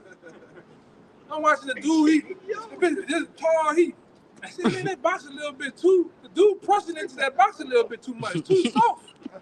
He brought it's a whole board in there. You hit the button, the bitch and start up. How you doing, baby? This what's going on. Niggas in resorted to getting that. I'm talking about seriously, brother. Hey. They ain't dealing with you women over here no more. You women over here too masculine. It's too much, man. Smell bad. I'd rather go to the dude like, look, brother, I'd rather go to work, come back, and she just sitting there waiting for him. Charging. Charging. Yeah, charged up. Hey, that's the spirit out there. Hey, but what the law promised he was gonna do what? Punish all the women that said ease, right? Yeah. Yeah, nobody wants to mess with you, man. Even it's really starting to be all nations over here. Yeah. It ain't just the black woman. That white woman is fucking annoying too. Nobody wants to fuck with you, man. Esau going to Thailand and the Philippines. Yeah, they going to Brazil, and it seems like when they go over there to the Northern Kingdom, all the women fine. I watched one Jake. He did this to the camera. I said, damn. It's like all the women fine over there. He's doing this to you over there. Lord. And they are straight 10. They're straight 10. How you doing, baby? One of them did that. Yo, I said, Lord. What did them Thai women do when Jake was up there? BBC. They can't call it him. Yeah. Oh my God. They want to take a picture with it. This is a normal Jake. I'm gonna take a picture. Take a picture. You know? Massage. Over here, you even look at one of these. The average New Orleans woman thinks she the shit, man. Oh, she is shit. She's not the shit, but shit. This shit water. You gotta be out of your goddamn minds to deal with these bras in the society, man. And these women are so proud of. Like, I remember once I walked into a restaurant to ask them, hey, is your bathroom open to public thing? And when I was walking up to her, she started getting an attitude like I was about to ask her out. Like, all these women think every man that want to talk to you is trying to hit on you. Yeah, nobody want to hit on your ass, man. You know, they had they conducted a poll recently and they took data from all the dating websites, and they said of all the people that get swiped, they tracked the amount of right swipes. If you swipe right, you like the person. If you swipe left, you don't. So they said of all the data that they gathered, they said black women is the one demographic that gets swiped left on the most, more than any other race of women. Praise ye the Lord. Exactly. Let the church say amen. Yeah. Because when you start dealing with them, what happens? You find out they bipolar, they schizophrenic, they got all type of shit on them. All right, then crossed over to all type of other sides, man. All right. They play both sides. They play both sides and upside down. It don't matter. And the elder brother Manata Zakba from South Carolina just did a video with this Eve that posted an image saying, my man was wanting some pizza. That's probably the man that wanted some pizza. She was saying, my man wanted some pizza, so I got my work side to pretend like he was a Uber driver to bring pizza. And then when I went to the door to answer it, I pretended like I got the receipt, but I gave him a passionate tongue kiss and then told my man to tip him good. And he said her man gave him a 50 tip and dapped him off. And then she said, oh, we had pizza free on my man. Like, man, and gloating on this shit. That's Babylon for you, though. That's what you get when the wicked beareth rule, because what did Esau do? Feminism, give women rights. Now all these women out here are assed out. They stink. Yeah. They got bad breath. They want to be like this brother we had a conversation a couple months ago. If a man already don't want to be with a man. So if a woman trying to be, but a man still has a purpose. He can work. He can increase his value. But if a woman trying to be a man, that's like a golem.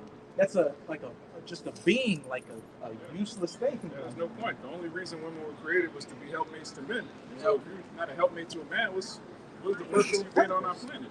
Yeah, they really don't have to do much, man. They just sit around, cook, clean, whatever like that. They don't have to do much, man. They really reap the benefits of every damn thing, man. No? You come through, my man. Hey, you come through. That fucks them up right now. They don't like to hear that. Y'all ain't really gotta do much. Hey, but every time I'm working and I go to these big multi-million-dollar mansions, you can go in. I'm just gonna go play tennis. I'm just gonna go shopping. You ask a black woman about being a stay-home woman and watch what happens, man. That's oppression. You ain't trying to hold me down. Make your own sandwich, milk.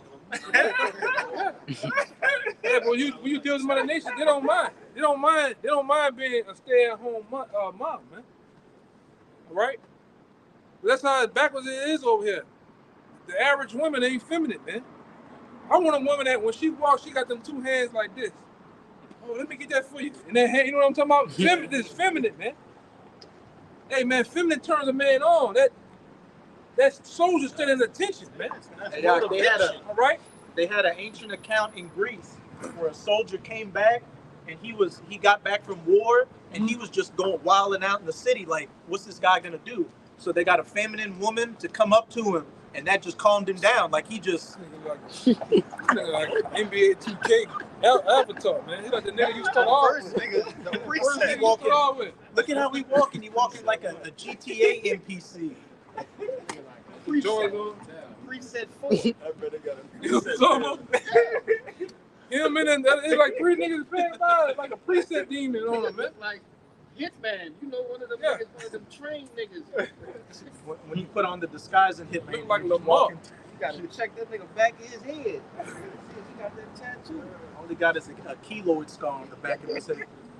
Yeah, man. But you know, this is what you get when the wicked bears rule. Women are out of order, the children are out of order, the food's fake, the news is fake, everything's fake.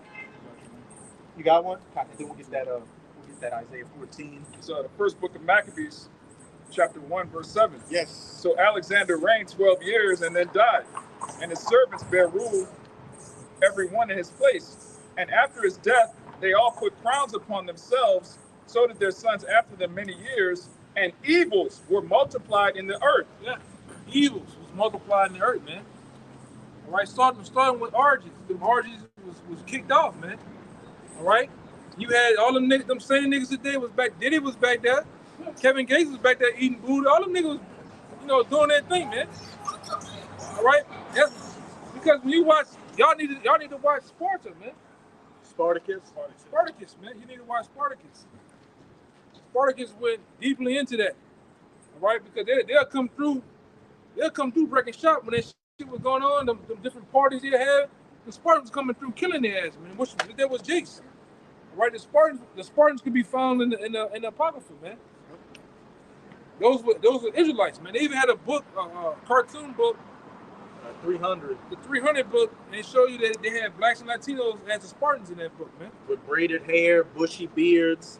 Yeah. In a dark, broad noses and a dark complexion. And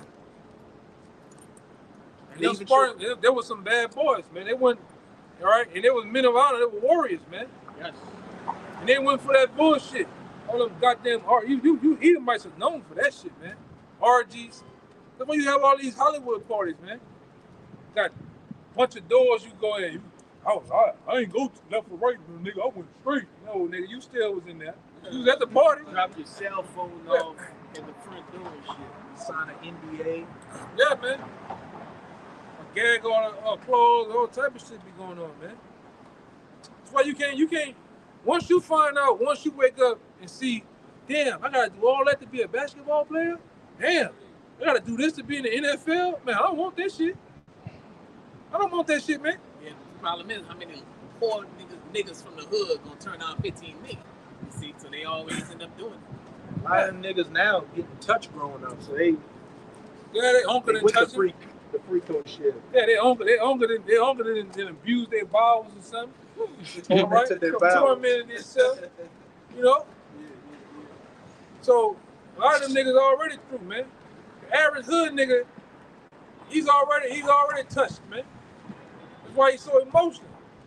He can't translate that energy to nothing. Yeah, you good, my man. You good. Go ahead. Peace, everybody. Oh yeah, peace to you too, brother. Go ahead, brother. I got something too. But yeah, let me see. Get that one with the Spartans. Real fast. Maccabees. It should be right here. Esau. Yeah. Esau, he strayed away, yeah? Right, that's the so-called white man today. So-called white man, right on. Yeah, it's the so-called white man. DC. From DC? DC. Yeah, we got brothers in DC. Who? We got brothers that teach in DC. Yeah, when somebody give them Are we? So go ahead. If you don't mind, I hope I'm not interrupting. No, you good, brother. I have questions, like real quick, just because I'm on my way somewhere. But real quick, like somebody getting the DC. My father, man, he done drilled all the above inside of me. You know, he spent a lot of time inside. I became a student, undeclared student of Clarence 13 Nets. You know, through hip hop, yo, Wu-Tang, straight up, 5% Nation. So like when it comes to all the above, man, I haven't actually ran into the righteous teachings of Black Muslims. We're not Black. We're not Muslims. Started with slavery. Tell me, teach me. Israelites. Yeah. Teach me. Tell me. What's up? What's your nationality? My father's black. My mom is Puerto Rican. My dad likes Puerto Rican woman. Yeah, Parents. Double Jake. So look at that sign. Look at that sign. So you will be considered a Judite according to the Bible, right? Your mother would be considered an Ephraimite. Right. Puerto Rican, because the word Puerto Rican just means rich port. That's what the white man called the land of Puerto Rico when he came. He called it a rich port. So how can you be a Puerto Rican? It means rich port. Rich port. And those Hispanics were easy as fuck to take over too and conquer. Right. On the real. Yeah. Other than that, everything for nationality purposes or the pedigree of a man or a woman is based on his father or his grandfather. Yeah. So whatever your grandfather, your father is, it makes you. Trust me, I claim what my melanation shows. What the sun gives me is what shows. You feel me? Right? So my mom was Puerto Rican. I got the hair to thank for that. The ladies love the hair. But my melanation and all the above, man, I just, I claim what it is, bro. The sun feeds all of us. The sun feeds all of us. That's the channel on YouTube for the DC camp. Thank you. Yeah. I'm here, man. I'm here. Y'all do your thing. There's 18 nations that the Heavenly Father created. 17 of them have melanin. So melanin is what makes us special. Israelites have melanin. Each Indian people have melanin. Arabs have melanin. Can you name one great Arab? Can I name one what? Great Arab. Great Arab? Yeah, that's great at something. Like an Arab Michael Jackson, Arab Michael Jordan, Arab that's great at anything. I mean, maybe I haven't met enough Arabs. No, there aren't any. They're heathen. Our people are special because we're the chosen people of the Heavenly Father. There's dark-skinned people that aren't special at all. So our melanin isn't what makes it special. It's our connection to the Heavenly Father. And I'm listening. Can I record this too? Yeah, you go ahead. Yeah, my father would fucking. Yeah, you good, brother. Thank you, brother. Thank you for the wisdom. Yeah, no problem. I got a precept for me too. I'm gonna just what you were saying about, the Latinos, the Puerto Ricans were easy to conquer. That's all in the scriptures. As the brother said, those Ephraimites are, known as the so-called Puerto Ricans today, which they have evidence saying where they found about a couple of, like around 800 stones in Puerto Rico that had the Paleo Hebrew written on it. But this is Hosea chapter 9, verse 13. Ephraim, so-called Puerto Ricans, as I saw Tyrus, is planted in a pleasant place. And as the elder brother said, Puerto Rico means the Puerto riches, because at Puerto Rico, the island had many natural resources, and it was a beautiful island. But Ephraim shall bring forth his children to the murderer. To who? Those conquistadors, those Edom, so-called white people, Europeans, who are the biblical Edomites, and what? Coming to America. You got a lot of them up in New York thinking they'd find a better life, but they in a bad position, just like the so-called black people, so-called other Latinos. When they come to America, what are we? Second-class citizens. No matter how hard we try to, achieve things, there's always something in this society that's undercutting us. Yeah. Thank you. Yeah, but other than that, we're the children of Israel based on the Bible. All right, and you can find a lot of that in Genesis, the 39th chapter, the 49th chapter. Right, the breakdown of the tribes. Right. Now, what we out here to do is to wake up the elect of the nation of Israel and to make our people aware of the things to come. Right now, I don't know if you're a person that kind of keeps up with the news just a little bit. You can see what's going on in the world as we know as in the Bible as the prophecies. Like you got Iran, Russia, China, all these nations getting into it because of what's going to happen. World War III, the war to end all wars. Right? that being said, somebody give me the chips on it, all right? Because these are things that you got to be made known, all right? We out here to tell our people, all right, that the Lord and Savior is a so-called black man by the name of Yahweh Shah, all right? That chip right here is going to be declared in America. This is going to be the next money or the next currency. It's going to be put in your right hand and your forehead, all right? I gone this far without a COVID vaccine. You know what I mean? I don't know. That's good. I'll avoid that as much as possible. But this is how they're gonna make it to where you make a living. You wanna work for one of these corporations. You got to tag in, woo, just to get in the building. You wanna go to the store and get you something to drink, get a bite to eat, and have that chip. Social credit. Bring it out. The social credit score is gonna be based on that, man. If I can say, real quick. What they finna do? They finna turn a lot of these cities. We're gonna turn it into 15-minute cities, man. All right? What do you mean 15 minutes? Like 15-minute cities gonna be broken down to where all your access and your different your whereabouts is gonna be having to be done in 15 minutes. a radius. It'll take you 15 minutes to get it. You need to go to the grocery store, 15 minutes. Your job, 15 minutes. Like a smart city. Yeah. But you're gonna have to have that. You're gonna have to have that chip to move around. Because that chip gonna have all your. It's gonna have your father, your mother name, your blood type. It's gonna even track your whereabouts all the time. Banking information. Now, to challenge y'all, not to combative y'all. What is this evidence backed up by? Like, how do you know? Like, what is leading you? And yeah, technology's taking over. What is it that's telling y'all that we're headed that direction? Like, so you're getting this from the Bible. It's in the not Bible. From your whereabouts. It's in the Bible, and it's also from major companies like KBR, starting with them setting up through a company called Verichip. All right, Verichip is one of the leading companies that's going to come down with the actual chip that's like the size of a grain of rice. They got it at Whole Foods, though. Right. The B666 is here to form the R. That's how the RFID chip looks, right? It looks like it's like the size of a grain of rice. What the fuck is you said? What's the company doing? It's called Verichip. Now what the fuck? What accolades do they got? You heard of Neuralink? No. With Elon Musk putting it. I heard of Elon Musk doing them experiments. Okay, so that's the name of it. That's in the Bible. That's in the Bible? Yeah, you about to read it. Read it for me. You got it. It's in Revelation. And I'm gonna show you how to go even deeper because you gotta go into the word Mark. But go ahead. Read it. This is the book of Revelation, chapter 13, verse 16. It says, "And he causeth all, both small and great, rich and poor, free and bond, to receive a mark in their right hand or in their foreheads, and that no man might buy or sell, save he that had the mark."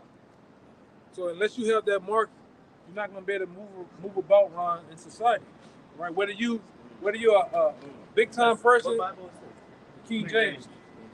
Now I want to go deeper and let's look into the word mark. Wow, that's crazy. Because like a lot of people look at the words in the Bible for face value.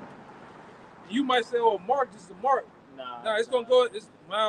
We used a strong concordance to go deep into the etymology of the words. Yeah, now you look into that word mark. What year was King James Version written? What year was that written? Okay. It was first translated in 1611, but there's something other than that. But the point is, the prophet John the Revelator, he was on the island of Patmos. He received the visions of what we're living in right now. Thousands of years ago. Yeah, 2,000 years ago. So he saw the internet. He saw chips being put in people's hands and their foreheads. He saw cash being replaced with digital currency. He saw all that 2,000 years ago. And that's already happened. You ask about in our surroundings, what are we going to? CBDC, Bitcoin, cryptocurrency. And you go to Whole Foods. And see that thing that happened. Nah, you're right. We kind of we don't use the word the code word because of YouTube, like striking our page. But that reason why they was giving the big pokey to everybody, that was to merge the med world, the medical world, right, and the banking world together, right? That's what it did. And they also did the herd, meaning they killed off a lot of people, a lot of old people that wasn't. You notice it was the older attack. crowd that was Everybody was obese, fat, old, not in good health. population control. Yeah, prior health. Sorry if I'm fucking your video. Yeah, but that's just like this other guy, the guy that actually came up with the potion to that chip. You know what I'm saying? So let me ask you. You said they're merging the medical world with the financial world, the banking world is what that is. Uh-huh. Now, even if you're uninsured, but they provide that for free, what is your like what? You're gonna be locked into the system because all this is going on. You know what I mean? Yeah. All this is going on servers. So now, like your identification is with. Right, because I can guarantee in the near future they're coming up with something called the Great Reset. Meaning they're gonna crash this system, this dollar system, the economic system. Yeah, everything's going digital. They're gonna crash it. That's why everything Nigga, now. yo, the fucking airport from here to the airport from here to Louisiana, I was struggling in that airport. Why? Because it's all digital, no cash. Yeah. There you go. There you go. Damn. And that shit fucked me up, you know? And not because I'm a young dude, bro. It's like, but like I thought my cash would give me anything I need. You know, I like to drink. I got my vices. But guess what? But I couldn't even get nothing I wanted in the They're slowly massaging it into the people. Because remember, at one time we had to swipe our cards. Now you can go to the counter, bloop, touch it with your phone, touch it with your thing. Sooner or later, it's gonna be this. They're gonna put the chip in your right hand. And that's how you're gonna get on a board on the plane. You're not gonna be able to get on the plane unless you got it. You're not gonna be able to move around in the society. Identification system. Yeah, the great what they call the real ID and the Great Reset, because they're gonna do this. All debt during the time of the Great Reset is gonna be forgiven. If you go by taking getting down with the rules. Selling your fucking soul. Now, if you don't under the Great Reset, if you don't abide by the rules, like all the stuff that you own is gonna be taken from you. You know, that's why, and like I say, everything's going digital. That's why all of the big major car groups, all right, GM, Ford, all of them got on what banner? The Tesla banner. They want to make all these cars electric. Why do they want to make them electric? Because they're easy to control. I've been living in Hawaii for the past 2 years, man. Let me not to cut you off and no disrespect, but like I just want to give myself like I travel abroad, right? I'm here right now because I'm about to be traveling across Mississippi for the next 10 weeks. After that, I'm going to Puerto Rico. I travel across the water. I met a lot of people. I've seen different walks of life. You know, I've been in Hawaii for the past 2 years, but I'm originally from DC. So I've been mad impoverished, bro. I've been like through the struggle, and that's where I come from is the struggle. That's, if anything, what led me to taking a position in which I'm traveling and getting paid to travel, because I don't got much back home, so now I'm taking the job where I travel. I've seen a lot. I've seen vibes where, like in Hawaii, niggas are just genuine people. I've been compared back here on the mainland. Hawaii's in USA, but on the mainland it's way different. They're like, you guys are necessary, bro. You guys are mad necessary because education is lacked here on the mainland. Yeah. But you go somewhere like Hawaii in the middle of the Pacific Ocean, it's like really just aloha. That word aloha, when you hear that shit, it's just real, bro. It doesn't matter what you are. About Hawaii earlier. As long as you're a real person, you're a real fucking person. You know what I mean? And like everybody's treated like, you know, it's like niggas want to show you to the nearest, you want to show you a good time, you know, and it's a certain value of life that you don't get to see when you're here. Because of the distractions and what you guys are saying that everything's leading to, because of your currency, everything's based off fucking profit. And they dumbed everybody down too. You understand that? They done dumbed everybody down. And they dumbed dumbed Hawaiians down too, but there's like you know, just like how the indigenous natives of America, just like they have quote unquote their reservations, some sort of, you know, they try to give them some sort of like exemption on their taxes and shit like that. Yeah, It's still based off currency. It's just not real. In Hawaii, they keep that shit fucking real because, you know, you're on traditional land, and a lot of auxiliary help does not come to the middle of the Pacific Ocean. So Hawaiians run that shit, and the way it is there, it's owned by the USA. So we handle their currency. We abide by their traffic laws, but you actually live the best life if you're just a real fucking person. All this shit isn't even necessary. However, here it's necessary. That's why I respect it. But when you guys identify as, what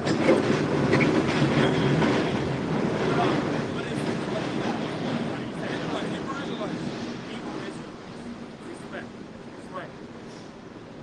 You won too, though. You won too, brother. You Hebrew, like I said, it based on. I am curious. That's what I am. I'm curious. Yeah, that's you know what cool. I'm saying? I'm curious, and I'm. Yeah, we ask you to do this too. Don't believe nothing we say. Just go home and study whatever we said, whatever you can remember. Just My go home and father's a study. Hebrew Israelite. Oh, yeah? Yeah, so that's why I'm open-minded. You know what I'm saying? That nigga with the. Yeah, I'm judgmental. Is what I am. Oh, we are too. Yeah. We are too, brother. And I'm a little judgmental. The Lord is judgmental. The sweet Lord, right? Yeah, I call them peanut butter chasers. Hebrew Israelites over here in New Orleans, man. I'm saying all this just because I do have to go. I have somewhere to be. But we understand, brother. I want to dap every one of y'all up, man. Hopefully, hey, give him the our page too. I want to dap every single one of you. You see that paper again? Paper you got, I'm gonna write some notes down on it for you. Please, man. I'm taking something away from this. Even though I'm headed somewhere, I'm taking something away from this. Love, man. Love. Hey, respect to what you guys do, man. I'm gonna hit him left. Love. Love, man. Now, how often you guys support it, bro?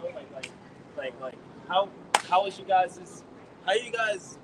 You guys, look at y'all, man. You guys are in a thank you, brother. You guys are like dedicated to what you're doing. You guys have a belief. You guys are over here trying to preach the truth. What keeps you guys going? Do you guys have financial support? Or are you guys doing it based on passion, love? It's the Holy Spirit, man. We support ourselves, we support each other. It's really just the motivation of the Lord. That's why we do what we do. You know, that's to give us the ambition to come out and teach. Rain, sleep, snow. We out here every weekend. You know.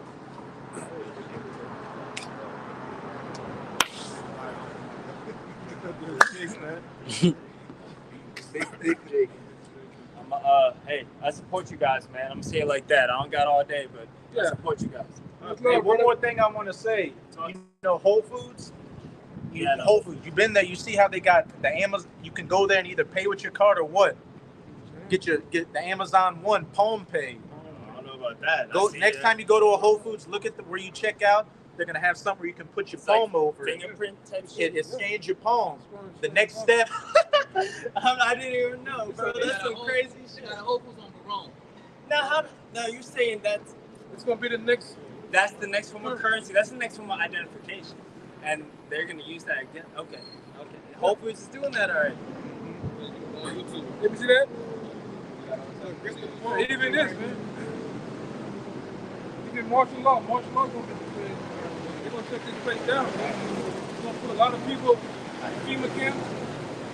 Everything, man. Let me tell you about something right now. I'm a light-skinned nigga. I'm a young, healthy, light-skinned nigga, bro. I work for a company that does completely unsupport what I'm doing. But, you know, I hate to say I'm making money based off the society. I'm making money based on the way like we're fucking headed. But I'm in a position where I recognize the value of what we all fucking like. I know this shit. Even though I'm a part of it, you know, trust me, I use it to my advantage as much as I can. Especially, you know what I'm saying? I hate to say it, but unfortunately, it's like say that. Use the world but not abuse it. It's so fucking hard, right? Because like, bro, like I work for a company among seas, man. I'm saying, fuck, man. And if you don't mind, man, like, you know, maybe this part try to, you know, I don't know if you guys post it on YouTube, blur my face out at a certain point or something, but like, you know, I'm saying like this, man. I'm working amongst a lot of white people. I work under a company that's owned by white people. But trust me. We all do. We all do. It's almost inevitable at a certain point, but trust me, bro. We in captivity. Trust me, man. I recognize that, and I'm, as much as I'm disappointed by it because I have to follow a certain thing based off of having to keep my pockets full when we consider value, we consider money value, money. You know, trust me, I'm with y'all, bro. I don't know how else to say it. Love, hey, y'all love. If anything, I might see y'all in a little bit, bro. All right. But it's a pleasure to meet everybody, bro. Love. Shalom. Hey, we at 3-2. Oh yeah, we gotta go, brother. Oh yeah. We gotta go. Yeah, so you can we had 3. We'll close out with that Isaiah 14.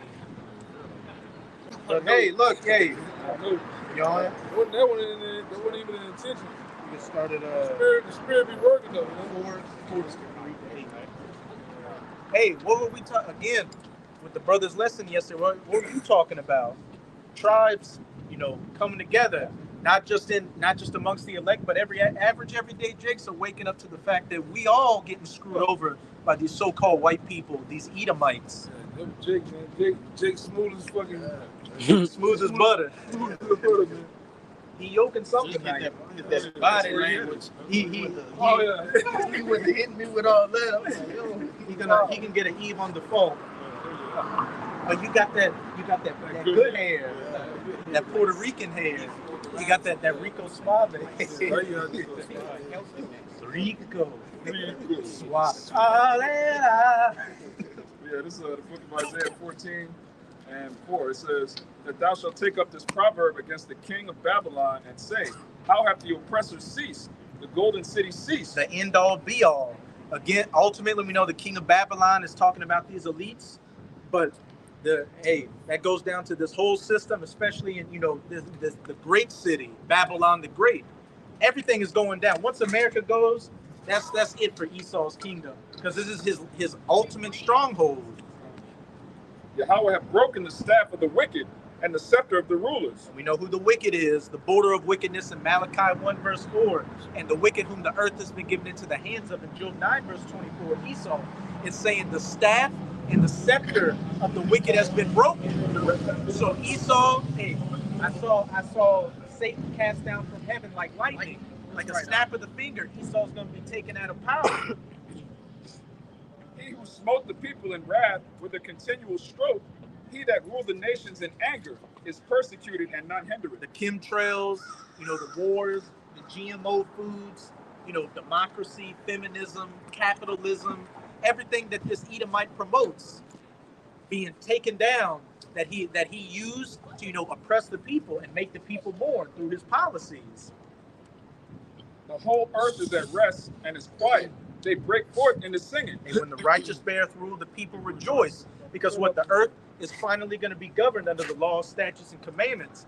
And while that first 1,000 years is going to be hell for these heathens, after that 1,000 years, after the kingdom's built up, they're going to see a righteous rulership. There's going to be no pedophiles running around, no chemtrails, the clean air, clean food, the family structure being back in order with the man at the head.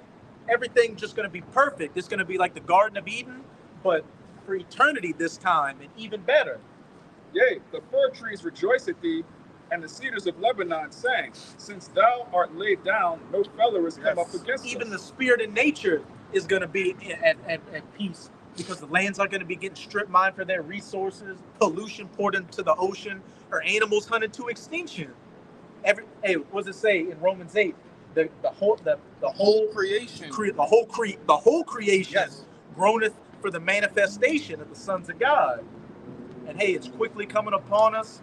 Esau's about to be taken out of power. So from this point on, we in the end game of it. So right now, brothers just got to be, and you few sincere sisters got to be 10 toes down, holding firm to the faith, to the truth, so we can be of that elect number and the first fruits in the kingdom of heaven. Hold fast to that which thou now hast. So then what? I will give thee that rod of iron to rule over the nations. Right. Any brothers have any closing points? So with that, we hope you sincere Akim and Akwaf were edified.